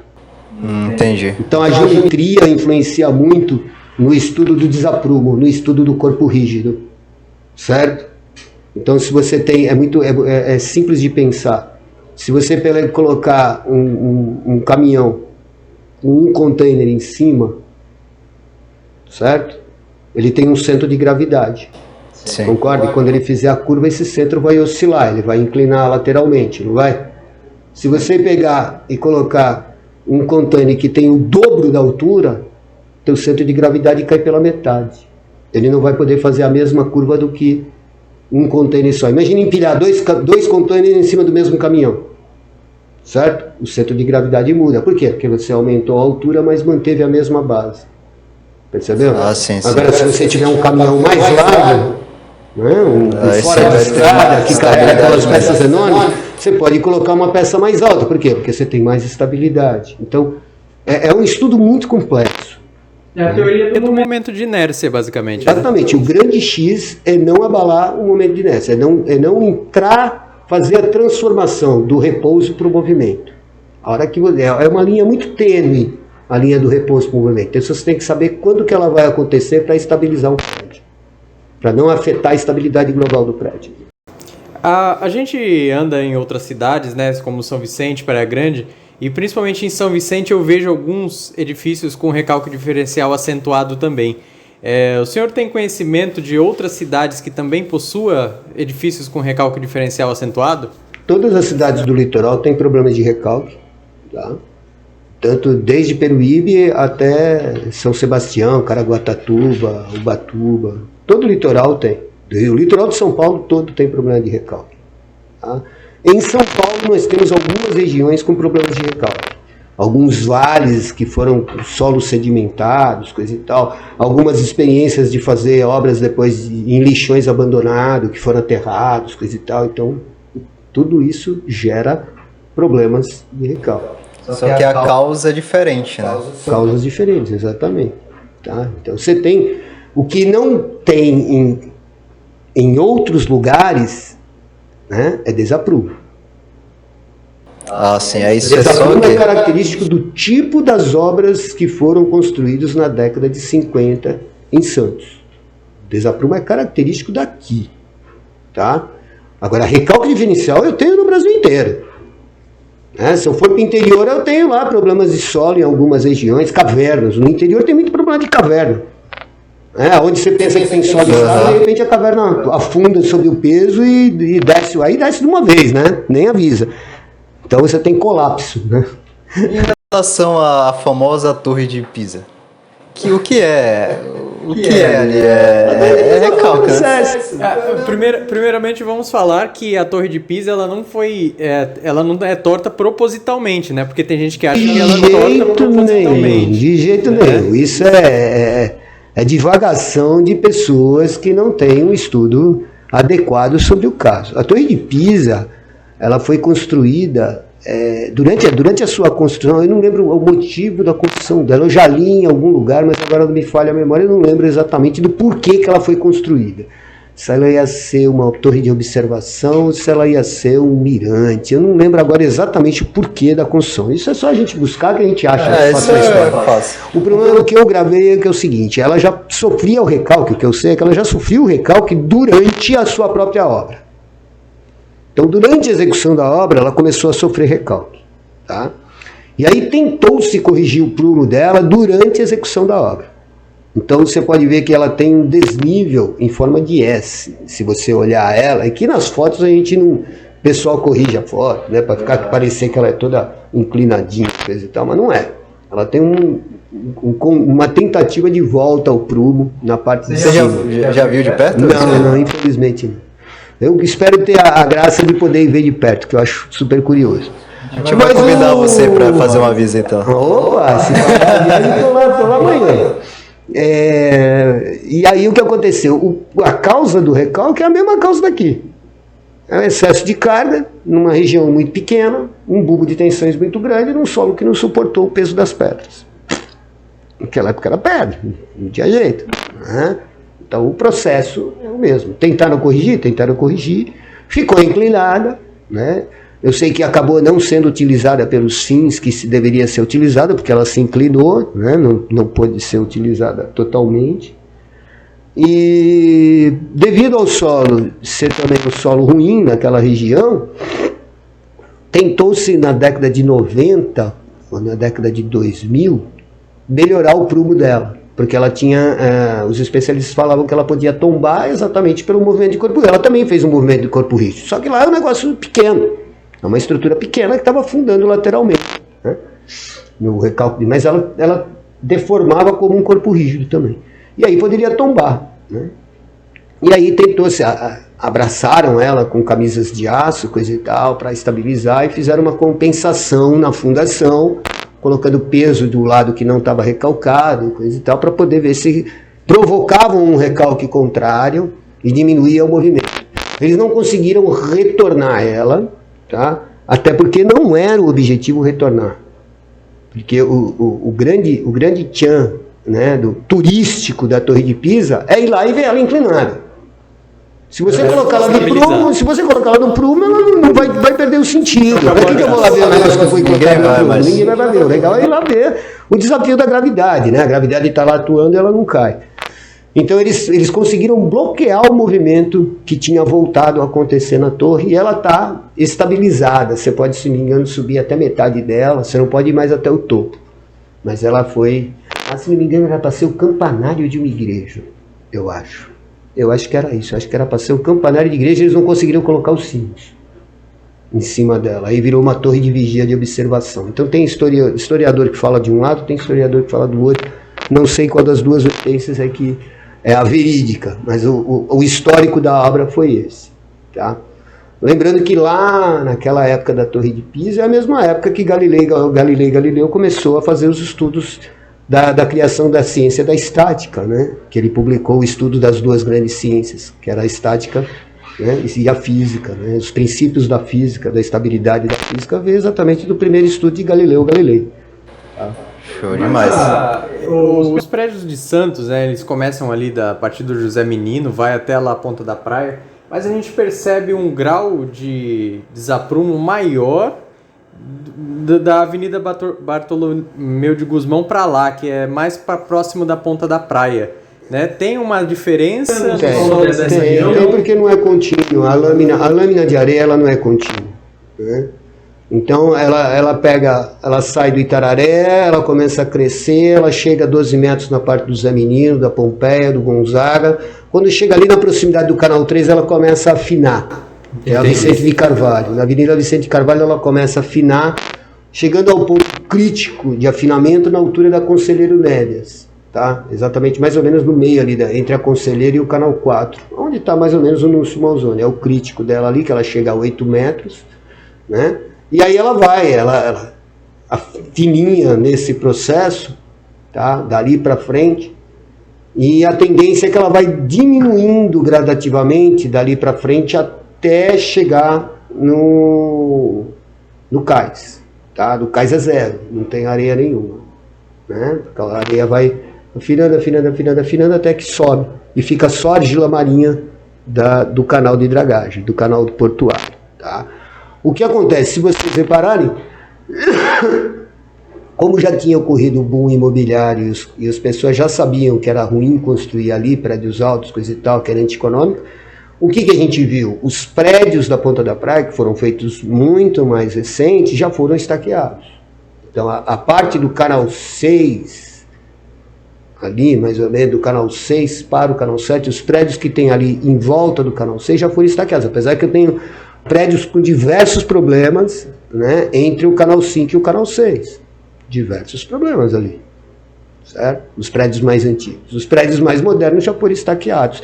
Apesar que tem prédio estaqueado moderno com desaprumo, onde a estaca cedeu e tá dando problema. E aí, dali para frente, do Canal 6 para o Canal 7 e para frente, vocês podem ver que não tem nenhum prédio grande. Não foi construído nenhum. Por quê? Porque abandonaram, sabiam que ali não tinha nada, tinha só lama. Então os prédios mais altos foram para perto da Rebouças, da Praça Rebouças, que são os prédios mais altos, onde já começava a ter um solo um pouquinho mais, um suporte maior. Então aquela virada da praia ali é só lama. Então ficou as construções baixinhas ali, os clubes, o Senai, o Sesc, o Senai, né, muitos anos ali, aquele terreno enorme, coisa e tal. E aí os poucos prédios, os tertúlia, os museus, coisa e tal. Eu e tô aí, com fome, eu sentei o tertúlia. Os poucos prédios que foram feitos de grande porte foram estaqueados, por isso que eles não têm problema de desaprumo. Né? Já foram feitos com outra visão, com outra técnica, e aí a gente não tem problema de desaprumo. Mas o solo é pior. Né? E a região entre o Canal 3 e o Canal 4 é a pior de todas. Né? Então, a gente tem prédio antigo feito em Sapata que não recalcou? Tem prédio que deu certo. Não na praia. Não na praia. Deixa eu ver. Pode ser. Não, tem na praia também, mas são poucos pavimentos. São prédios de 6, 7 pavimentos. É que eles ficam escondidos do lado das torres grandes, a gente nem presta atenção. Percebe, nem presta atenção, porque tem aquele muralha de prédio grande. Mas tem pequenos prédios que não. O prédio de 1920, ele não sofreu recalque. Condomínio São Paulo, na esquina do Canal 3 com a praia, não tem recalque. Certo. É um prédio esbelto, pequeno, só que é só 5 pavimentos, não tem tanta carga assim aplicada no solo. O solo deu suporte para ele e ele está lá bonitinho até hoje. E fizeram prédios grandes do lado. Só que com uma tecnologia mais moderna, estaqueando, não abalou nem o São Paulo e nem os prédios vizinhos. Tá? Tem que fazer com muito cuidado ali, né? Construir do lado desses prédios aí é complicado demais. Mas a gente tem técnica para fazer em qualquer lugar, fazer até por cima. Por cima dele? Até por cima. Você já viu prédio feito de cima para baixo? De cima para baixo? Não. Eu já. Você já viu? O Shopping Guatemi em São Paulo. Mas ele tinha um pavimento e precisava fazer mais 2. Ah, tá. O que eles fizeram? Pegaram o jardim do meio da praça de alimentação, fizeram uma torre metálica com os 3 pavimentos e suspenderam toda a estrutura de cima para baixo, até apoiar na estrutura existente, sem parar o choque. Tchan, tchan, tchan, tchan. E aí? Tudo tem jeito. Tudo é possível. Só ter dinheiro. É isso que eu costumo falar. Os árabes não fizeram uma cidade em cima do mar, não fizeram a ilha em forma de palmeira. Tem que ter dinheiro. Tem grana. Dinheiro, acabou. E lá virou um baita de um condomínio de luxo, né? É um condomínio imenso. Se não me engano, as construtoras brasileiras foram participar dessa obra lá na Arábia Saudita. Porque eles adoram pagar brasileiros para lá. E E tá falando de dinheiro já, então a gente vai entrar num... Você comentou um pouco, né, mas em relação à desvalorização desses prédios aí, porque eu acredito que a pessoa que é leiga e tal, que entra lá, tem um impacto muito grande quando ela vê aquele prédio torto, né? Qual foi o impacto na desvalorização do imóvel de um prédio torto? Não tem, porque como os cálculos falavam, ele já sabia, o prédio já estava na obra, os caras já compravam sabendo que ele estava torto. Então já sabia. Não teve impacto. Entendeu? Ninguém foi pego de surpresa. Todo mundo sabia o que estava fazendo. Por isso que ninguém reclama. Por isso que não teve nenhuma ação judicial contra os construtores. Então quem deseja morar em frente à praia, Quer 60, tinha que pagar para ver o prédio todo. E quem quer morar em frente à praia, pagando barato, é só comprar um apartamento em um prédio torto. Exatamente. Tá. E pra finalizar... Pagando barato não, né? Pagando mais barato do que... Porque mesmo assim são caros. São caros. Para finalizar, gostaria de você falar um pouco para os nossos ouvintes, né? Sobre os riscos que ainda há daqui para frente. Qual que é o futuro dos prédios tortos? Daqui para frente, eles continuam recalcando ou já estabilizaram? Há o risco de desabamento ou quais são os riscos daqui para frente? Bom, olha, não é só daqui para frente como daqui para trás. Os riscos são os mesmos. A situação não mudou. Ninguém fez nenhuma intervenção para eliminar ou para parar o recalque dos prédios. Tirando algumas coisas particulares que um ou outro condomínio fez, normalmente nenhum prédio, né? Tirando no Small Zone que fez obras, algum outro prédio que fez obras, a maioria não fez obras nenhuma, né? E estão ali simplesmente deixando as autoridades medindo o recalque. Outro dia ainda a unidade da prefeitura foi lá e estava remedindo recalques e tal. Eles continuam acompanhando alguns prédios, né? Então, o que deve ser feito? Deve ser pensado exatamente isso. Sabendo-se que o recalque não para, que o desaprumo não para, né? Que esse balé dos prédios vai continuar existindo, que algum prédio pode ter algum ponto de colapso, né? E que eu gero uma desvalorização imobiliária nesses prédios antigos. Se alguém quiser, o que pode ser feito é exatamente as autoridades tomarem a frente, né, e começarem a mudar o tipo de pensamento, começar a ajudar esses prédios, estudar caso a caso, né, para ver o que fazer em cada um, quais deles valem a pena demolir, quais deles valem a pena reestruturar para estabilizar e deixar ele torto, quais deles valem a pena tentar reaprumar para repor, coisa e tal, né? E aí, né, poder mudar a legislação e permitir gabaritos mais altos que compensem economicamente o investimento privado nessas torres, nesses prédios, nesses terrenos e assim por diante. Ou seja, ou muda a filosofia, ou a gente vai continuar com o problema.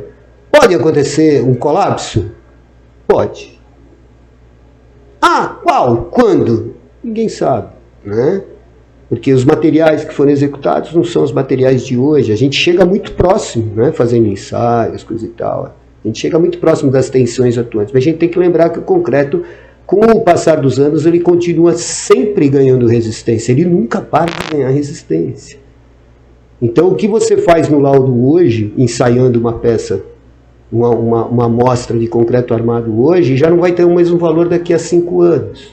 Já é um valor desatualizado, porque o concreto já endureceu mais, já cristalizou mais e já ganhou mais resistência. E de repente esse ganho de resistência compensa aquele meio milésimo de grau que ele entortou. E aí continua mantendo o prédio estável. Então a estabilidade global é uma coisa muito complexa, você tem que estudar afinco, a fundo, não é uma coisa para leigo, não é uma coisa para engenheiros despreparados. Além de ser engenheiro, o cara tem que ser especialista na área para poder trabalhar com esses prédios. Tem muita gente enganando o mercado, tem muita gente se dizendo calculista, se dizendo patologista, e não são. E os síndicos não têm como triar isso. Eles acabam sendo enrolados por esses profissionais, né? Tem até profissionais que não deveriam mexer nisso que mexem, né? profissionais não habilitados, que dão laudos dizendo que está tudo em ordem, certo? Mas eu não tenho só prédio, eu tenho que ter essa consciência desde a reforma de uma casa até o prédio, até a ponte dos Barreiros, que está lá, né, ruim das pernas. Então eu tenho que ter essa consciência técnica em todos os aspectos. Não mudou e não vai mudar, infelizmente. O que mudou é que existe, o fato foi mais documentado. Só a exposição mudou um pouco mais por causa das mídias digitais, né? As pessoas têm mais acesso. Antigamente, para se falar sobre prédio torto, eu visitava Santos ou fazia consulta nos arquivos da Tribuna, que era o jornal da cidade, né? Hoje não, hoje você entra no Google e vê lá, prédios tortos, você vai ver prédios tortos no mundo, em vários lugares do mundo, inclusive vai aparecer Santos. E vai aparecer uma boa parte do que eu falei, né? Coisas que eu falei que não aparecem nos arquivos, que às vezes os arquivos são muito superficiais, ou então com explicações de pessoas erradas. Certo? É complicado. Não é porque a pessoa está num cargo de poder que ela tem competência para falar do assunto. Tem que tomar muito cuidado com isso. Ah, mas esse cara aqui é super famoso, ele é conhecido na sociedade, mas ele não sabe, ele não é especialista no assunto. Né? E você falou disso, que tem muitos profissionais que estão enganando o síndico e tal, e faz laudo sem saber. E também tem outro lado, né? Que tem alguns síndicos que não querem fazer nada. Também tem essa falta de conhecimento dos síndicos, que não querem, não sabem a responsabilidade que eles têm. O que eu tenho visto é que o Sinduscom tem orientado muito os síndicos, tem batido muito nessa tecla para conscientizar os síndicos, graças a Deus. E existe a lei, né, a 441, que foi feita em 2001, que exige que os síndicos façam os laudos. O problema é que os síndicos contratam calculista como se fosse feirante. O mais barato leva. O mais barato não vai fazer um laudo decente. Isso é complicado, porque além deles não ter o conhecimento ou não fazer, quando eles contratam, eles vão contratar. É o que o Thiago falou. Hoje tem os processadores. Então o moleque se forma, o pai tem dinheiro, o Igor falou, Thiago. A gente tá chegando no final do episódio e ainda não sabe o nome. É complicado, porque o cara se forma, o moleque se forma de uma faculdade que não deu a base para ele, não deu a maturidade para ele, mas o pai tem dinheiro e compra um processador estrutural e filho. Exatamente. E aí o filho se acha calculista, se acha patologista. E não é. Não é. E as duas coisas estão intimamente ligadas. Você não consegue ser patologista sem ser calculista. Você não consegue ser calculista sem ser patologista.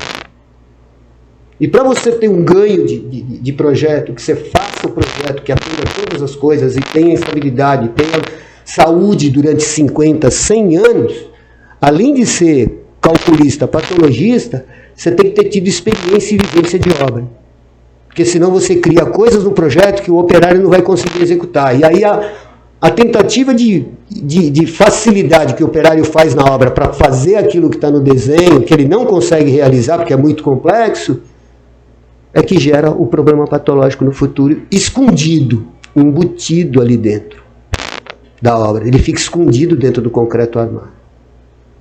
Certo? Eu já cheguei a pegar pilares de grande porte de pilar, de prédio, com problemas, onde eu fui fazer um ensaio de cavitação, ele estava ao abrindo e tinha lixo da obra dentro do pilar. Saco de lixo, que o operário, em vez de levar para a rua, enfiou dentro do pilar e concretou. E aí? Nossa, meu. E aí? Por quê? Porque a obra estava toda esburacada, o cara não queria levar. Era resto de marmita, resto de capacete, resto de bota, tudo ensacado. Tinha um saco dentro do pilar. Então o pilar, que era para ter uma capacidade de 1.000 toneladas, tinha uma capacidade de 200 toneladas. E, lógico, o prédio começa a sofrer, né? Ele começa a gritar uma hora, ó, tô com problema, vem porque eu tô com problema. E aí? Me ajuda aqui, né? Isso é falta de consciência. Isso é falta de fiscalização. Isso é falta de competência do engenheiro que executou a obra. Falta de habilidade do calculista quando ele cria um congestionamento de aço e os caras no concreto não conseguem colocar o concreto com brita 1 dentro da peça estrutural. Tem que fazer concreto com pedrisco. Vai criar patologia. Porque vai dar segregação, vai dar nicho, vai dar corrosão, vai apodrecer, e aí vai. As consequências são infinitas. Assim como o concreto e a estrutura tem que ser infinita, as consequências das patologias também são infinitas. Tenta remendar um baldrame não impermeabilizado. Depois de pronto. Depois da casa sendo feita, depois do Aí é um prédio. BO muito grande. Concorda? Que as técnicas de injeção não dão certo para cristalizar o baldrame e evitar que a água de percolação do lençol freático suba para as paredes e apodreça o rodapé, como existe em 80% das casas novas de Santos. As casas antigas não tinham.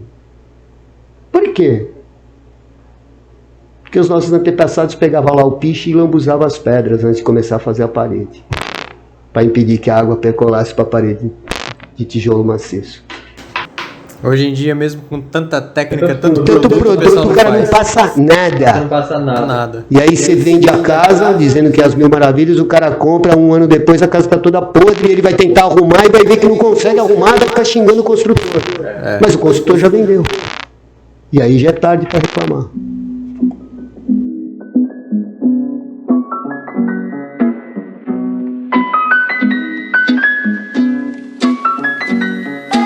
Você entende? É você como engenheiro experiente e tal. Eu queria saber de você qual é a sua visão aí da engenharia. Qual será o futuro da engenharia? Você acha que essa área de patologia, essa área de mais sustentabilidade? Não, eu acho que a engenharia vai continuar sendo o carro-chefe de toda a sociedade. Não existe sociedade sem engenharia, em primeiro lugar. Tá? Você pode viver sem o desenhista, você pode viver sem o cadista, você pode viver até sem o designer, sem o arquiteto, mas você não pode viver sem o engenheiro, sem o calculista. Isso você não pode viver, né? Você acorda e dorme em cima do trabalho de algum calculista. Você se desloca em cima do trabalho de algum calculista. Você vive em cima do mundo que os calculistas criaram. Ruas, estradas, canais, pontes, casas, tudo. Tudo é engenharia. Tua vida é engenharia. O engenheiro tira o ser humano do chão e vence a gravidade colocando ele morando nas torres. Então o engenheiro é o cara. Não adianta dizer que não. Então o cara vai continuar existindo.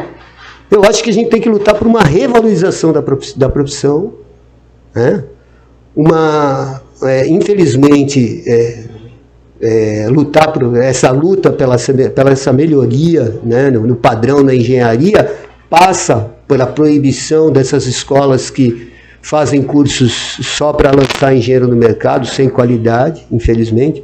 E aí, como a gente já tem esse problema de 2, 3, 4 gerações, eu acho que a gente vai ter que, uma hora, mais cedo ou mais tarde, se a gente quiser qualificar e ter respeito de volta, a gente vai ter que criar um exame de ordem, como existe nos advogados. Ou seja, o bacharel só vira advogado se faz exame de ordem.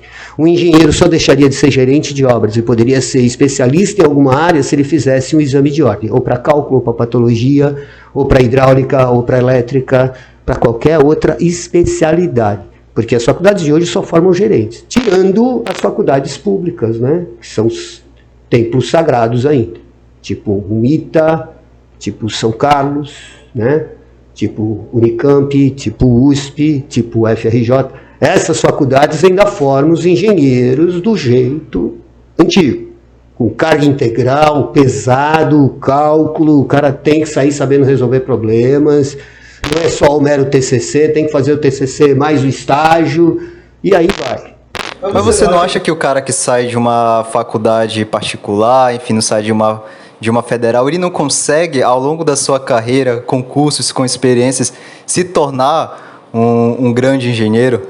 Com certeza, ele consegue. Vai depender da maturidade dele. Vai depender da vontade dele de querer estudar, saber e aprender. O engenheiro é aquele cara que nunca se acomoda. Ele nunca para de estudar. A hora que vocês colocarem isso na cabeça, que vocês nunca podem parar de estudar para continuar crescendo na profissão e se tornando um engenheiro melhor, fantástico. O engenheiro é aquele cara que sabe tirar raiz quadrada na mão, não na calculadora. Porque se a calculadora parar, ele sabe como resolver o cálculo na mão, na hora da obra, para resolver o problema. É o cara que sabe calcular a tensão, deformação de core e salteado. Porque ele chega ali, pega um papel de pão e faz o diagrama de tensões da viga que você está ali com problema. Acabou. Isso é o cara. Certo? O bom engenheiro gerente é aquele que olha para o terreno e sabe que aquele terreno vai ser ótimo para fazer um prédio de tal tipo. Ele já tem a maturidade para avaliar o terreno e saber o que deve ser feito naquele. Se aquele ali é melhor para fazer um conjunto comercial, se é melhor fazer um prédio. Isso é o bom gerente. Certo? Então, a gente tem que continuar sempre estudando. Certo? Eu vim de uma faculdade onde era integral, eu trabalhava de noite. Eu fazia o contrário, eu saía da faculdade e ia para o trabalho. Contei com bolsa para poder bancar, era uma faculdade particular, mas na época era a 5ª melhor faculdade particular do estado.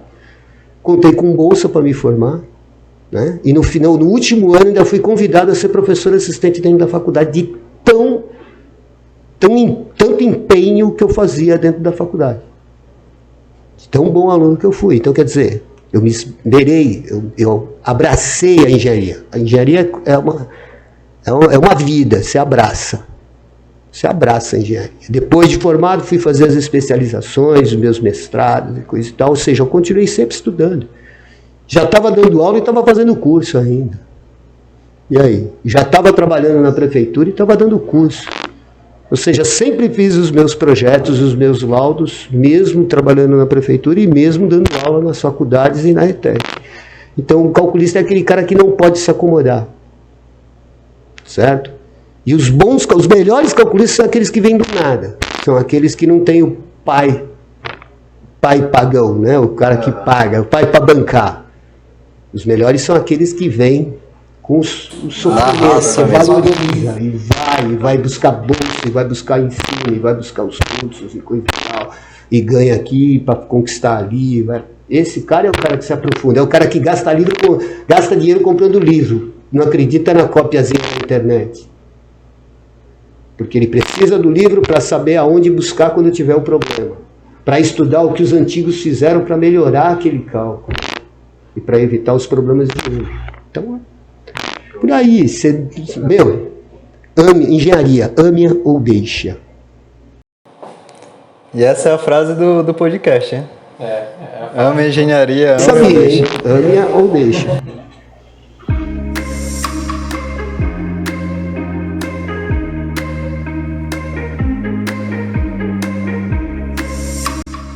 Então é isso, muito obrigado novamente, Spina, por ter participado aqui da RVCast, foi muito bom, nós aprendemos muitas coisas aqui.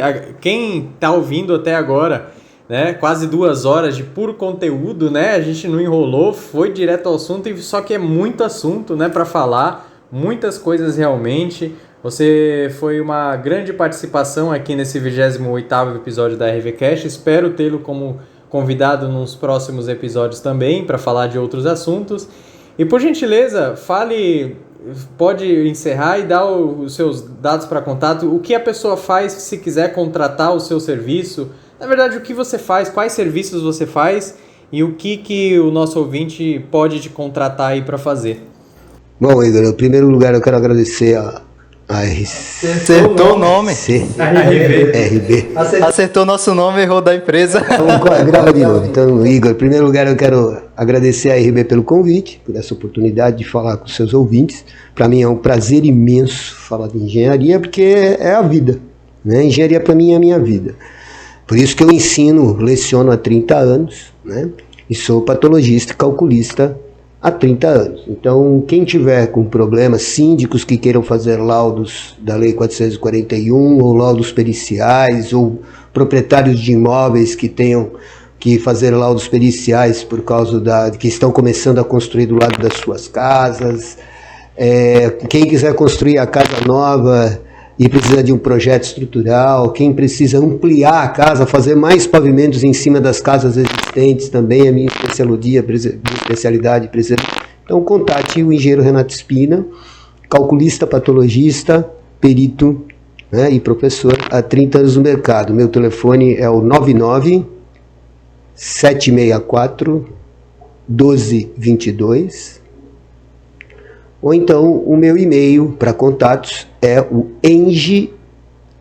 engspina, com S mudo, ou seja, ENGSPINA, @terra.com.br. E para mim é sempre uma honra poder servir com os meus conhecimentos a população da minha região, do meu estado e do Brasil inteiro. Quem quiser, Estou aí à disposição para vencer novos desafios. Uma obra é sempre um desafio prazeroso. Muito obrigado, gente. Show demais. Espina, eu espero que você tenha gostado de participar aqui dessa conversa, desse papo. Não tá calor, não? Foi uma honra, de fato, tê-lo você aqui para a gente conversar sobre esse assunto muito interessante. Eu espero que todo mundo tenha gostado e o professor Espina realmente fera aí no assunto. A gente aprendeu muito aqui. Então, gente, esse foi o episódio 28 da RVCast. Eu espero que vocês tenham gostado. Até a próxima. Tchau.